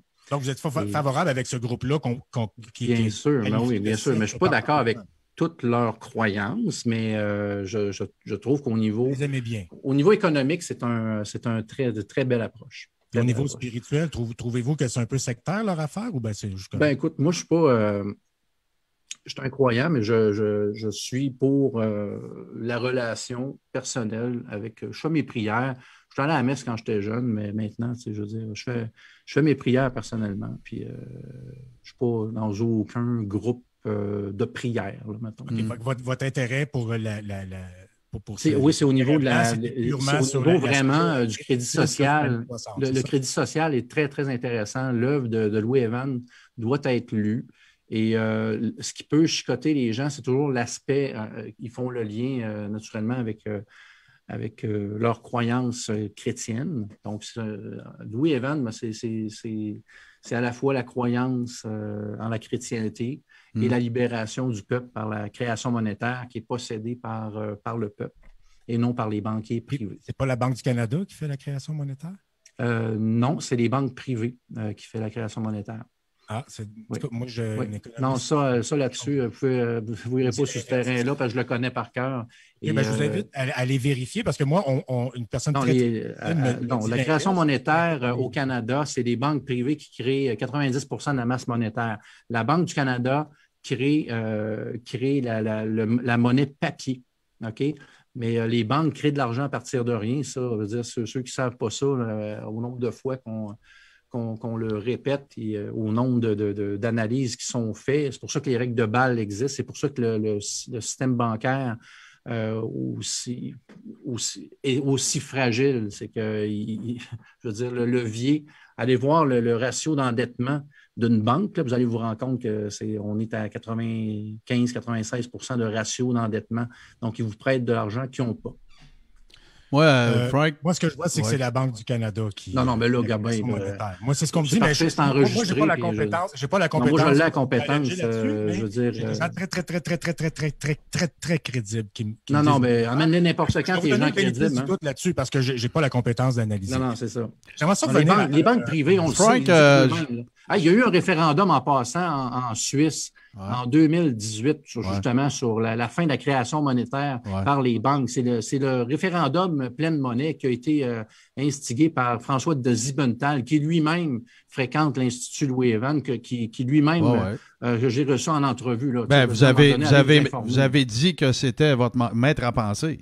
C'est pas moi qui ai dit ça. Oui, j'adore François de Zibenthal parce que François de Zibenthal combine les deux éléments importants pour que le peuple reprenne sa souveraineté, soit les référendums d'initiative populaire selon le modèle suisse sur tout sujet et la création monétaire qui doit minimalement passer par la banque publique et non pas par la création monétaire. Ah ouais, je me souviens de votre speech à Ottawa, c'est textuellement ce que vous avez dit en fait. Quand vous étiez avec... Frank, moi, tu me permets, parce que je vois le temps avancer, OK? Oui. Puis j'ai juste spécifié que c'est pas moi qui démasque... Non, je comprends très bien. C'est important, là, je sais que c'est un peu complexe, là, mais les gens pensent que la Banque du Canada crée la masse monétaire, c'est faux. Bon, de toute façon, ça sera un autre débat pour un autre temps. Là. Ça sera un autre débat un autre jour, parce que... non, c'est vrai, mais on a la réponse. D'ailleurs, Rocco Galati a fait sa poursuite pour redonner le pouvoir à la Banque du Canada qui appartient au gouvernement du Canada à 100 %. C'est la seule banque, c'est la seule banque publique réellement qui est détenue à 100 % par le gouvernement. OK. Gouvernement. Messieurs, on a fait le tour. On a fait le tour des banques. Je n'ai pas compris ce que dit Frank. On a fait le tour des banques, là. Là, moi, je veux parler d'une publication qui date du 29 novembre 2020. Ce fut une magnifique journée. C'était suite à la manifestation qui avait eu lieu devant l'Assemblée nationale à Québec. Pas la première, la seconde. Pas celle qui pleuvait, là. Pas cet été. Selon le... Oui, il y avait eu 34 constats d'infraction qui avaient été donnés lors de cette manif-là. Ça date, c'était plus au mois de novembre. C'est pas cet été. Novembre, c'est un convoi. Oui, c'est le convoi, mais ça s'était soldé par une manif devant l'Assemblée nationale. OK, novembre, ça a été organisé par Mario Roy. C'est pas de ça que je parle. Le 29 novembre, vous avez affirmé, ce fut une magnifique journée. Selon le constitutionnaliste maître Alain Robert Nadeau, les tickets sont anticonstitutionnels. Si vous êtes convoqué en cours, communiquez avec nous au info@ l'adresse et on vous redirigera vers nos avocats. God bless you. Serait-ce la seule fois qu'il y a eu de quoi dans la presse que c'était pas de la merde? En fait, ils ont rapporté les propos du Non, attends, ils n'ont pas rapporté les propos. L'auteur, c'est Alain Robert Nadeau. Oui, c'est ça. Écoute, là, c'est pas, mais c'est pas tiré d'un texte de. Il est l'auteur de la raison pour laquelle j'étais heureux de lire un constitutionnaliste qui se prononçait sur l'étiquette. Puis d'ailleurs, nommez-moi des personnes, il y en a très peu là, qui, outre le fait d'être pas informé, là, si tu plaides non coupable, normalement, il annule la dernière minute ta convocation. Je suis bien désolé de vous contredire. Moi, si vos gens ne suivent pas Non. C'est parce que... Monsieur Blais, il y a plein de gens qui ont contesté leur ticket en cours et ils ont tous perdu, hormis une ou deux personnes, parce qu'il y avait une erreur dans la nomenclature dans le ticket. Moi, j'ai jamais... Tous ceux qui ont communiqué avec nous, ils ne sont jamais convoqués. C'est la réalité, Monsieur Blais. Il faut les payer, ces tickets-là. Est-ce que vous allez rembourser les gens qui ont cru vos affirmations que c'était des tickets illégaux? Parce qu'ils vous ont cru, puis ils sont allés chercher ces tickets-là. Simplement, tous ceux qui communiquent avec nous, tous ceux qui communiquent avec nous, qui suivent le processus, finissent toujours par voir leur je vous souhaite des beaux courriels dans les prochaines heures. Il y en a beaucoup, hein? On parle de dizaines de milliers de tickets là, qui, selon que vous prenez sur vous d'aider à faire annuler. On ne compense pas financièrement. Ce qu'on dit, c'est connaissez vos droits et communiquer avec la Fondation pour qu'on mette un avocat sur le dossier, justement. Parce vous allez fournir des avocats pour chaque personne qui a reçu des tickets. Il y a un avis 76 qui est en train de se préparer, là, qui va regrouper tous les tickets. Là. On travaille là-dessus. Au moins, il fallait qu'on fournisse l'information. Pour être précis. D'avoir peur de pogner des tickets. Jusqu'à maintenant, tout le monde a perdu. Tout le monde qui a contesté, hormis quelques exceptions, tout le monde qui a contesté. Il y a énormément de gens qui, je vous le dis, qui reçoivent un avis du gouvernement à l'effet qu'ils se désistent de la convocation lorsqu'ils plaident non coupables. Ce qui est écrit dans la publication, c'est si vous êtes convoqué en cours, communiquez avec nous à votre adresse de courriel et on vous redirigera vers nos avocats. C'est ça qui est écrit. Et voilà. Fait que ça se peut-tu que quelqu'un se dise ils vont m'aider? Bien sûr. Bon, comme un Kevin Dumont aussi qui affirme que lui, il avait été question que la Fondation lui vienne en aide suite à ses propos complètement se garrocher ses murs. Une balle pour Trudeau, une balle... là, M. Blais, vous avez la mémoire courte, ça n'a pas d'allure. Vous avez demandé à Jean-François Dubois, quand ce jeune homme-là est interpellé pour des propos qu'il a tenus sur les médias sociaux dans lesquels il disait qu'une balle pour Trudeau, Arruda, puis Legault, puis ça ferait changer les autres d'idées. Vous avez écrit... Non, on n'a jamais défendu personne qui... Non. Wow. Un instant. J'ai jamais dit que vous l'avez défendu. Vous avez dit publiquement... Attends un peu, Frank. Vous avez dit publiquement, mettez-moi en contact avec ce jeune homme-là, Jean-François Dubois, il faut aider ce jeune homme. Oui, après, vous êtes revenu puis vous avez dit non, finalement, on m'a mis au courant que les propos qu'il avait tenus puis tout. Pas capable de sauter son tour. Pas capable de dire c'est quoi cette affaire. Non, tout de suite, envoyez-moi ça. Joe l'Indigo, envoyez-moi ça, on va vous aider, on va vous aider. Pas capable de sauter votre tour, de faire une petite minuscule revue diligente de c'est quoi l'affaire. Même affaire avec... Attendez un peu, là. Même affaire avec des postes à coucher dehors, avec des docteurs qui pensent qu'il y a du satanisme dans du sperme, puis des charlatans qui se faisaient... C'est quoi cette affaire? Voyons donc. Non, Frank, laisse-moi finir. C'est mon dossier, ça. OK? Vous avez fait une publication à un moment donné dans laquelle il y avait 4 ou 6 médecins qui s'étaient présentés devant le Cedars-Sinai aux États-Unis, qui revendiquaient que les médecins américains voulaient cesser les mesures liberticides et toute la patente. Puis on a des preuves que l'hydroxychloroquine et patati patata. C'est drôle, hein? On vous a exposé d'avoir publié cette affaire-là. C'est complètement à coucher dehors. Même André Pitt est allé dire qu'ils sont en train de discriminer une madame à cause de ses croyances tribales. Qu'est-ce qui est arrivé? Vous l'avez délité. Dites-moi pas que vous êtes pas rendu compte que c'était de la merde, mais pourquoi pas s'en rendre compte? Est-ce qu'on parle d'un partage de posts sur des gens qui ont fait une sortie? C'est quoi la différence? C'est une publication qui met en vedette des médecins, dont une qui a...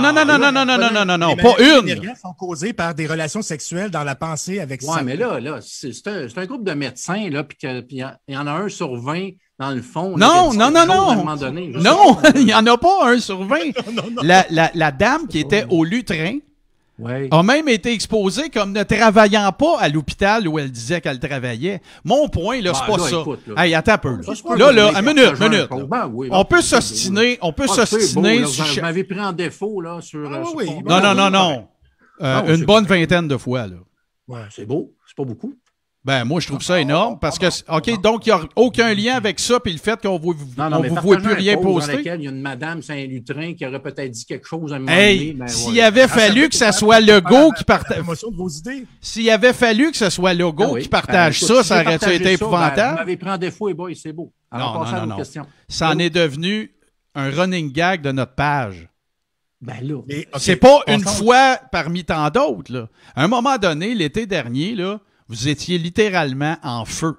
C'était pouf, pouf, pouf, pouf. Vous faisiez disparaître vos publications. Pour quelqu'un qui se targue d'être transparent et tout ça, je trouve ça bizarre que vous retiriez des lives et des publications que vous avez faites. Puis après ça, vous nous dites que vous êtes transparent. Les lives qu'on a retirés. Le transparent ne retire pas ses publications. Il fait face à la musique quand il se trompe. Soyons précis.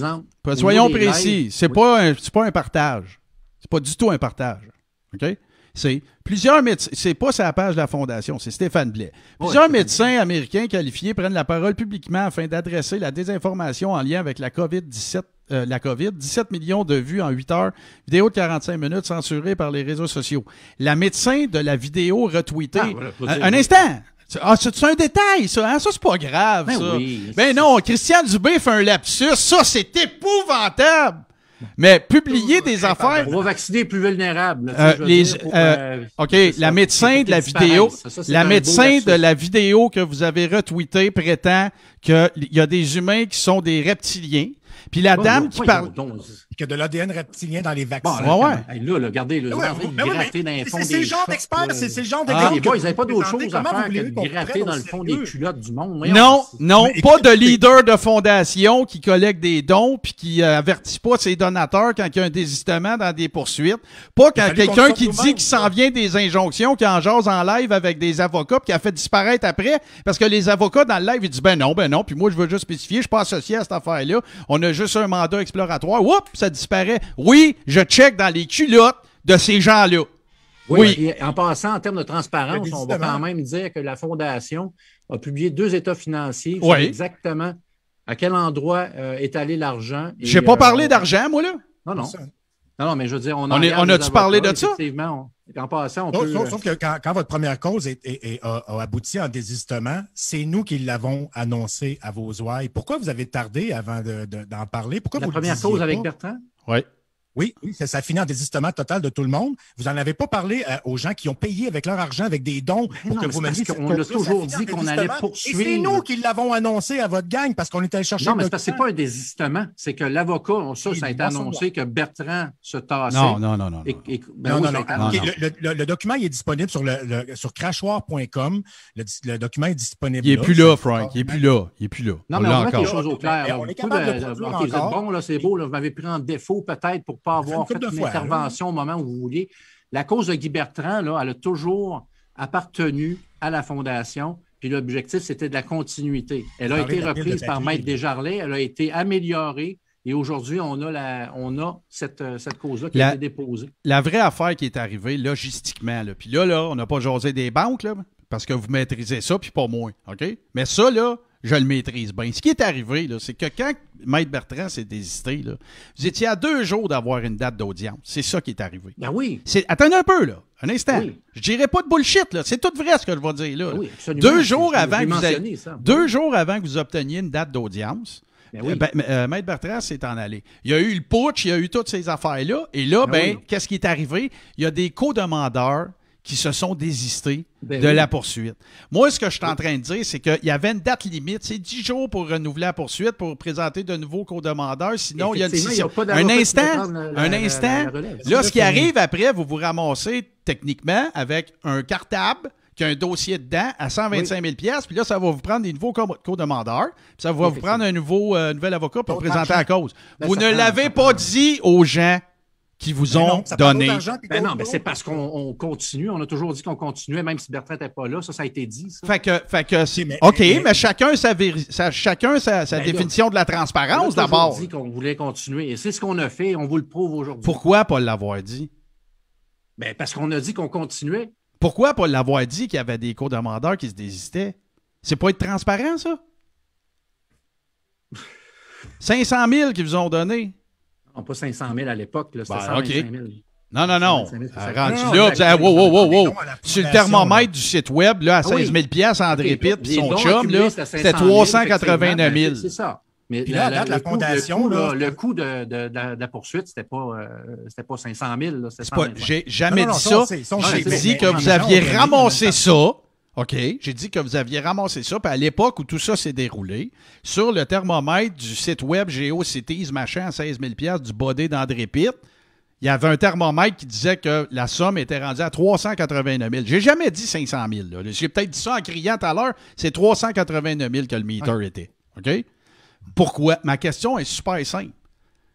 Pourquoi quelqu'un qui est à la tête d'une organisation comme ça et qui se targue d'être transparent l'a pas juste dit qu'est-ce qui se passait? Parce que ce que vous avez fait après qu'on l'ait sorti, ce que vous avez fait sur les réseaux sociaux, vous avez vu les attaques de Caroline Mayou, vous avez vu la vérification diligente. Ouais. Est-ce que tout ça a été publié? Ben vous avez vu les états financiers. Non, attends. Pourquoi d'abord quand il y a eu le désistement? Pourquoi d'abord quand il y a eu le désistement? Quand il y a eu le désistement, c'est nous autres qui l'a sorti. Une omission, mais on avait l'intention de continuer. Je voulais juste l'entendre, il y avait une omission. Non, mais je veux réitérer tout ce qui a été fait, là, parce que là, tu le prends en défaut, bravo, sur un élément.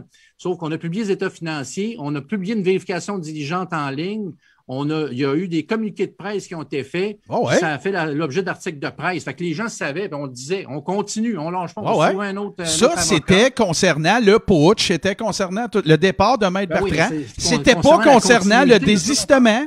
J'ai toujours dit que la poursuite de Maître Bertrand appartenait à la Fondation et qu'on allait continuer. J'ai toujours compris ça. Bon, maintenant, s'il y a eu une omission à un endroit où vous nous avez pris en défaut, ben bravo. On vous a pas pris en défaut. Vous avez eu des désistements des co-demandeurs, puis vous leur avez pas dit. On vous a pas pris en défaut. Vous avez eu des désistements qui ont... Ben écoute, une chose certaine. C'est pas un détail. Non, mais c'est pas un détail, ça. C'est pas un détail, ça. C'est une petite fondation, OK? Et s'il y a un élément de communication qui a déplu, ben aujourd'hui, vous avez la preuve... Il n'y a pas déplu, il a été inexistant. Ben, qui a été inexistant. Si ça a été inexistant, ben, ça a passé free. Je veux dire, à un moment donné, là. Ben, ça en fait une coupe qui passe free, je trouve. Même si le cartable existe. On ne peut pas nous accuser de ne pas être transparent à la Fondation. Quand vous effacez des pauses, votre job, c'est de nous prendre en défaut. Là, vous nous avez pris en défaut. Bravo, ça vous fait quelque chose à jaser. Nous autres, notre job, c'est de s'impliquer à mettre fin aux mesures sanitaires. Correct, à un moment donné, s'il y a un élément de communication qui n'a pas fait votre affaire, mais l'imputabilité, c'est... OK. Fait que votre combat, vous, c'est de vous impliquer sur les mesures sanitaires. La première façon, ça a été de faire cette poursuite-là. Le cartable vous appartient, mais la procédure a échoué. Et jusqu'à maintenant, à cause de Bertrand, toutes les manœuvres, laissez-moi finir. Et jusqu'à maintenant, toutes les manœuvres, soit politiques, judiciaires ou d'influence de la Fondation, ont échoué. Vous avez livré zéro. Gardez mon beau zéro. Vous avez livré zéro là, pour l'argent que vous avez reçu et vous demandez encore de l'argent. Qu'est-ce que vous... Moi, si quelqu'un me donne de l'argent pour peindre, puis je peins, puis après ça, pour faire un travail quelconque, je ne fais pas le travail, puis je demande d'autres argent après, la personne va dire, moi donc la job que tu as faite, puis j'ai rien à montrer, sauf un cartable vide. Le travail est fait, OK, puis le fait que Maître Bertrand nous largue... Ça complique rien. Non, mais écoute-moi, là. Le fait qu'on se fasse larguer et qu'il y ait une tentative de putsch, OK, mon objectif, c'était de laisser la Fondation en vie, puis de faire en sorte qu'on revienne à la charge. On est revenu à la charge. Vous avez oublié Jean Dury, qui a fait à peu près 12 heures, il a pris le relais de 12 heures, puis après ça, il a eu peur, il a sacré son camp. Puis là, on a eu Maître Desjarlais. Puis après ça, on est allé chercher les experts. Et il y a eu Stockholm, puis maintenant, avec les dépôts de la poursuite contre le couvre-feu et de la méga-poursuite qui a été déposée, l'amendement avec tous les rapports des experts, c'est sûr que ça prend du temps. Oui. Mais moi, ça évolue, mais jusqu'à maintenant, vous n'avez aucune réalisation. Écoute, la Cour, on sait, encore de l'argent. Le système de justice, moi, j'en suis pas responsable. Moi, je pousse dans le cul. OK, écoute-moi, là.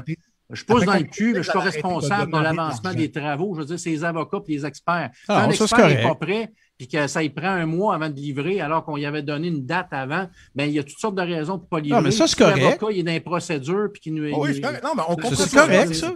Ma job, c'est de pousser. Moi, je pousse. Il faut que je pousse égal aussi, parce que si je pousse trop fort, ça peut créer des départs. On comprend tout ça, c'est correct. Mais la question est la suivante, OK? On investit. Comme un investisseur qui investit, à un moment donné, tu vas avoir le résultat. On va l'avoir, le résultat, lorsque ça va être prêt à plaider. Ils vont commencer à plaider. Je ne me prononce pas sur ce qui est en cours. On ne sait pas comment ça va finir. Ma question, par exemple, c'est après combien d'échecs ou de tentatives ou de procédures infructueuses vous allez arrêter de faire des télétons pour demander de l'argent? Non, on n'arrêtera pas tant aussi longtemps que ce qu'on n'aura pas gagné. Vous pouvez faire 10 ans de procédures qui ne mènent à rien puis continuer à demander de l'argent aux gens qui s'en vont dans ce gouffre financier-là qui est votre fondation? En fait, tu te fais extirper 350 milliards de déficit au fédéral. Est-ce que tu en parles? Ou le déficit de 12 milliards du Québec On en parle. Je disais ça justement quand j'étais dans la machine de résonance magnétique. Puis j'ai dit, Colin, une chance qu'on paye des impôts. Non, mais c'est que tu te fais fourrer par le gouvernement fédéral comme pas possible. Mais la fondation, là, ça coûte cher. Ça coûte cher. Ben, on a une belle équipe. Est-ce que ça justifie, est-ce que le fait que le gouvernement paye nos impôts, ça vous justifie, vous, de demander de l'argent à des gens qui sont vulnérables, puis qui sont pas seulement riches, sont vulnérables intellectuellement, OK? Oui. Hey, ça, c'est vraiment ces gens-là, vulnérables intellectuellement. Les gens qui donnent, je veux dire, ne sont pas moins intelligents que les gens qui ne donnent pas, là, OK? Je m'excuse, là. En passant, on a le droit de se défendre encore dans ce pays-là. Oh, okay? Oui. Et le seul organisme qui reste, c'est la Fondation. Puis on a 9 experts. 9 experts internationaux. Nomme-moi-en des fondations ou des organismes qui ont 9 experts dans tous les sujets. Mais là, il faut vraiment qu'on recommence sur les experts. Là. Oui. Vos experts en carton, là. Ah, mon Dieu, c'est fou. C'est fou. Ah oui, c'est fou. Ah, mais moi, c'est drôle, tes experts, je ne les ai jamais vus en passant. Les experts du gouvernement du Québec, je les ai jamais vus. De leur champ de recherche où ils sont déchus dans leur milieu. Je ne dis pas que tous, je n'ai pas vérifié tous, mais vous en avez quelques-uns. Commencez par les inviter. Là. Je lance un message aux médias. Commencez par inviter nos experts, là, puis amenez vos experts à vous, créez un débat, et là, on va avoir un minimum. Quand on invite quelqu'un, on choisit selon sa crédibilité. Là, non, c'est parce que c'est facile à dire ça. Non, tu n'es pas crédible, mais c'est qui un journaliste pour choisir la crédibilité? Il y a un organisme qui existe qui est la Fondation. On amène des experts. Alors, on demande à ces experts-là d'aller s'exprimer publiquement. Eux, ils amènent personne sous prétexte qu'eux, ils ont la science infuse puis ils savent qui seraient les experts les plus crédibles. On en voit plein d'experts parler dans les médias. À Radio-Canada, dans un bulletin de nouvelles, moi, j'ai coupé le câble depuis des années, mais quand on regarde dans les reportages, les nouvelles, même sur les réseaux sociaux, ils parlent avec des experts, ils parlent avec des virologues, des épidémiologues. Non, parce que c'est narratif unique, mon ami.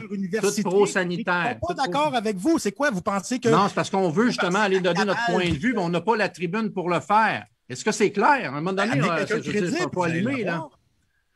Mais chez les gars, vous autres, vous avez probablement, vous travaillez des médias, fait que vous devez prendre le narratif des médias, là. C'est ça? Ah moi, ouais. Ça prend un débat. Un débat public. Non. Wow. Un instant, là. Un instant. Ouais, je pense que tu aimes bien Patrick Lagacé, un instant. L'autre jour, je te voyais licher les bottes, puis je me disais, pour moi, ils s'aiment beaucoup, ces deux-là. Un instant. Oh, le lèche-bot vient de sortir, Martin. Ça a pris un bout. Un instant. On rewind, on se calme, on rewind. On travaille pour les médias, c'est ça que vous avez dit? Non, mais vous êtes, dans le fond, vous êtes deux gars des médias. OK, mais... Hey, ça fait 5 minutes que je parle pas, là. Là, je m'en finir une phrase, OK? Là? Bon. Vas-y. Le même journal, le journaliste travaille pour le même journal dont vous citez le constitutionnaliste qui dit que les étiquettes sont illégales? Oui. Le même, hein? OK. Parce que, des fois, hein, la perception, c'est la réalité, hein? Le texte a été écrit par le constitutionnaliste. Ce que Lagacé fait, Lagacé, ça c'est quoi que j'ai fait dans ce topo-là? C'est quoi que j'ai fait? Dans ce topo-là, tu parlais, il y a des points intéressants que tu as amenés sur la marche du 1er mai, mais le fait que... J'ai-tu compté de la marche? Volontairement qu'on voulait bloquer l'accès. Oui. J'ai-tu compté de la marche? Ça, pour moi, je ne suis pas d'accord avec ça. Comment tu peux prétendre, parce que c'est jamais 100 000 personnes qui avaient là, comment tu peux prétendre que d'aller... Tu sais, excuse, là, mais l'événement sur Facebook, là, il disait toujours bien au monde de se rejoindre au stade. Là. Ils l'ont jamais changé. Là. Le but n'était pas de bloquer. Je m'en calisse. Le but, c'était de faire une manif à côté. Hey, regarde bien, je vais dire la même affaire que j'ai dit à Lagacé, puis je vais dire la même affaire que j'ai dit sur Ménage dimanche. S'ils ne savaient pas que c'était un centre de vaccination, c'est des maillets. Puis s'ils savaient que c'en était un, c'était des maillets qui y ont été. C'est tout. Il y a une manif prévue au 2e le 5 juin, de vaccination bientôt. Là. Oui, là, ça va être au centre des congrès. Ça doit être un addon qui font ça, là. C'est pas pour aller déranger. Ben non. Mais qui? Tu parles de qui? Mel Goyer, Lucie Vaudeville, puis un autre. Vos semblables, M. Blais. Des gens qui... Fait que là, tu sais, à un moment donné, je veux bien les histoires de les médias pédosatanistes qui boivent de l'adrénochrome puis tout, là. Juste le fait de dire Stéphane Blais, l'avocat, veut piéger Guy Bertrand. OK, dans un une coquille, un souper qui est organisé, ou de dire Stéphane Blais, OK, puis de mettre la photo de Stéphane Blais. Juste pour... si j'étais... Attends une minute, Frank. Si on était si sympathique que ça aux médias, là, quand le Journal de Montréal a fait sa grosse bouette avec Disco Dan Pilon, là, c'est quoi qu'on a fait? On les a traités de maillettes du jour, cette journée-là. Mais hey, on est à la solde des journaux, c'est un hostie. Pas à la solde, mais tu sais, je veux dire, il faut se garder les portes ouvertes. Qu'est-ce qu'ils ont fait au journal? Ils ont fait une rectification. C'est pas ça, mon gagne-pain. Parce que jamais vous le faites quand vous vous trompez ou quand vous dites des choses inexactes. Moi, des meilleurs culpas, j'en fais en passant. C'est faux. Jamais vous vous remettez en question, vous admettez, vous êtes trompé. Ah, c'est faux, ça. Totalement faux. Si vous me scrutez le derrière, vous devez savoir que je fais des meilleurs culpas régulièrement. C'est quand le dernier? Le meilleur culpa avec docteur. Disparaître des publications. Ah, il se fait 6 mois, ça, c'est régulier en Simonac. Non, mais ça, je veux dire, à un moment donné. C'est la seule fois que vous avez reculé parce que vous vous êtes rendu compte que l'opinion publique du Québec au complet était contre. C'est pas vrai, il y en a un autre. C'est pas vrai, il y en a un autre. Moi, c'est l'histoire, j'avais brassé le journaliste de Radio-Canada, right? 2 par année, c'est pas pire. C'est pas pire. C'est quoi votre intention de faire disparaître, d'effacer une publication ou un live sous prétexte que votre conjointe aurait passé en petite tenue, puis on l'a vu, le live, elle passe pas. C'est quoi la vraie raison? C'est elle qui m'a demandé de l'enlever en passant. C'est elle qui m'a demandé de l'enlever. OK, elle va le regarder probablement. On l'a vu enlever. En passant, moi, je voulais le garder parce qu'effectivement, lorsque tu gagnes l'Ohio, normalement, depuis 1972, tu gagnes l'élection. Bon, maintenant, c'est pas arrivé. On sait qu'il y a eu fraude électorale. On le sait pas. Moi, je le sais pas. On le sait pas. En tout cas, moi, je me doute qu'il y en a eu une. Mais ça, c'est pas plus grave que ça. C'est pas plus grave que ça. Mais là, on va aller ailleurs. OK, Frank, en conclusion. Là, on est censé faire ça en 1h30. J'ai une dernière question. Dernière question, Martin. Oui. C'est bon. Qu'est-ce qui se passe avec le mouvement en ce moment? On a des lives de tout le monde qui se garochent des roches d'en face quand c'est pas des insultes, la misogynie. Non, mais on s'entend que t'aimes pas ça. OK? On s'entend que t'aimes pas ça. On s'entend que vous n'aimez pas ça. Vous n'êtes pas d'accord avec ça. Ça, c'est correct. On s'entend. C'est très triste, oui. Bon. C'est quoi qui se passe? Qu'est-ce qui se passe? Encore, je pense que ça se résume par des petites guerres d'ego, d'après moi, là, des gens qui veulent la visibilité. Par exemple, comment il s'appelle, le jeune qui est tout le temps gelé. J'ai oublié son nom. Monsieur Blanchette. Monsieur Blanchette. Jonathan Blanchette. Tu dis, regarde, si tu fais 10 lives par jour, puis tu cherches des francs-maçons, des Illuminati, puis tu es gelé comme une balle, à un moment donné, il va falloir que quelqu'un fasse comprendre que tu devrais peut-être aller consulter. OK? Fait que c'est pas toutes des lumières. N'êtes-vous pas la même personne qui a tendu la main à Jonathan Blanchette quand il s'est fait arrêter au Walmart? Il est arrivé quoi avec ça? Oui, parce qu'à l'époque, je le connaissais pas, puis deux, c'était... C'est un jeune militant, il s'est fait arrêter, donc encore une fois, dans le cadre des mesures sanitaires. Fait que oui, on lui a tendu la main, on a dit si tu es en prison, on veut savoir t'es où, puis si on peut donner un conseil juridique, te sortir de là, ça va nous faire plaisir. On l'a fait. Comme on le fait pour différentes personnes, parce que le rôle de la Fondation, bien que le mouvement soit hétéroclite, c'est toujours d'être bienveillant puis d'aider ceux qui militent. Mais encore une fois, là, Joe Lindigo a dépassé les bornes. Si on regarde récemment, depuis le 1er mai, là, c'est complètement fou, même avant un peu. Et donc, lui, il peut oublier l'aide de la Fondation. Là. Je veux dire, à un moment donné, tu as la bonne foi puis tu as de cracher sur tout le monde. Je veux dire, donc, ça, on est totalement en désaccord avec l'approche du jeune Lindigo. Mais en même temps, on n'est pas responsable. C'est un mouvement. C'est hétéroclite, un mouvement. C'est une société en soi. La Fondation, c'est la Fondation. Puis le mouvement, c'est le mouvement. Mais oui, on est là pour donner un coup de pouce. On a toujours été là. Ça fait partie de notre mission. Donc, à bon donner un coup de pouce temporaire à des jeunes qui ont besoin. Donc, tous ceux qui ont eu des tickets ou des mêlés avec la loi, vous pouvez vous adresser à la Fondation, c'est ce que je comprends? En fait, on a offert justement aux gens de nous écrire et de nous envoyer leur convocation à la Cour. Lorsqu'on le sait, à ce moment-là, il y a toujours un petit coup de fil qui se passe par l'avocat, puis on tente de donner un coup de pouce, mais il faut nous dire quand est-ce que vous êtes convoqué. Si vous nous envoyez un ticket puis vous ne nous dites pas quand est-ce que vous êtes convoqué, ça va être difficile de vous donner des conseils puis de vous défendre. T'sais. Donc, on réitère ça. Et là, ce qui a été demandé aux avocats, c'est vraiment de travailler sur, ça c'est leur terme, là, je ne suis pas avocat, Parce que bref, c'est une procédure 76 là, pour mettre tout ensemble les tickets, regrouper un recours collectif, dans le fond, ou quelque chose dans le genre? En fait, c'est de lier l'étiquette à la poursuite de la fondation. Donc, de faire en sorte que toute ticket soit reporté tant aussi longtemps qu'il n'y a pas de jugement. C'est l'objectif. OK, je comprends. Parce que ce qui est arrivé le 2 octobre, c'est que vous aviez dit, s'il vous plaît, me mettre en contact avec Joe Lindigo, qui serait présumément en prison pour omission du port du masque dans un Walmart. En fait, c'était pas ça. Les accusations, c'est coupable d'une infraction punissable sur déclaration de culpabilité par procédure sommaire quiconque, selon le cas, n'étant pas dans une maison d'habitation, fait du tapage dans un endroit public ou près d'un tel endroit, puis il y avait qui, sans excuse raisonnable, refuse de se conformer à l'ordonnance, pas un masque, ça, là, l'ordonnance de probation à laquelle il était coupable. Il était déjà en probation, le petit gars. Bon, écoute, moi, je ne suis pas au courant de la vie de chacun. Il faut sauter son tour des fois puis s'informer. C'est ça que je dis depuis le début. C'est le conseil. Oui, mais pour moi, ce n'est pas un problème de tendre la main et de dire qu'est-ce qui se passe avec lui, on va y parler, puis on va lui mettre un avocat pour comprendre sa cause. Maintenant, moi, je n'ai pas juste ça à faire, là, lire les pédigrés de chacun. Si on peut donner un coup de pouce, on le fait. Parfois, effectivement, l'avocat va aller tâter le terrain par lui-même, va dire « Oups, cette personne-là, oublie ça », parce qu'elle va dire c'est un récidiviste, c'est quelqu'un qui fout le trouble.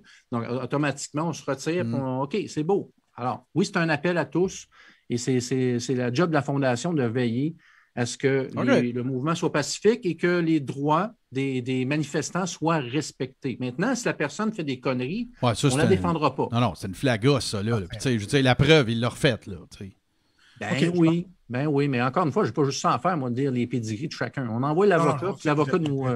on tend la perche, c'est ma job, puis l'avocat fait la sienne. Oui, on sait que vous êtes très occupé, puis on vous remercie d'être passé dans le show. Vous saviez que ce n'était pas un terrain oui, mais j'adore ça. Vous êtes venu quand même. Moi, c'est correct, je n'ai pas trop brassé. Moi, j'étais un peu déçu. Je pensais que ça bourrasserait un peu plus que ça. Mais en tout cas, on repognera ça. Moi, j'ai trouvé ça bien correct. On a parlé franchement, je pense, tout le monde, puis on n'a pas trop tombé dans l'irrespect, à part l'histoire de l'échange de bottes, mais on va la laisser passer. Excuse-moi, Martin. Martin, je vais faire ce que je fais à mon monde. Je te donne un beau petit bisou. Que Dieu te bénisse, mon frère. Que Dieu te bénisse, mon frère. Carter aurait fait derrière vous. Puis on va vous dire à la prochaine fois. Puis merci d'être passé. C'était le Crachoir, épisode 159. Think Big and Kick Ass.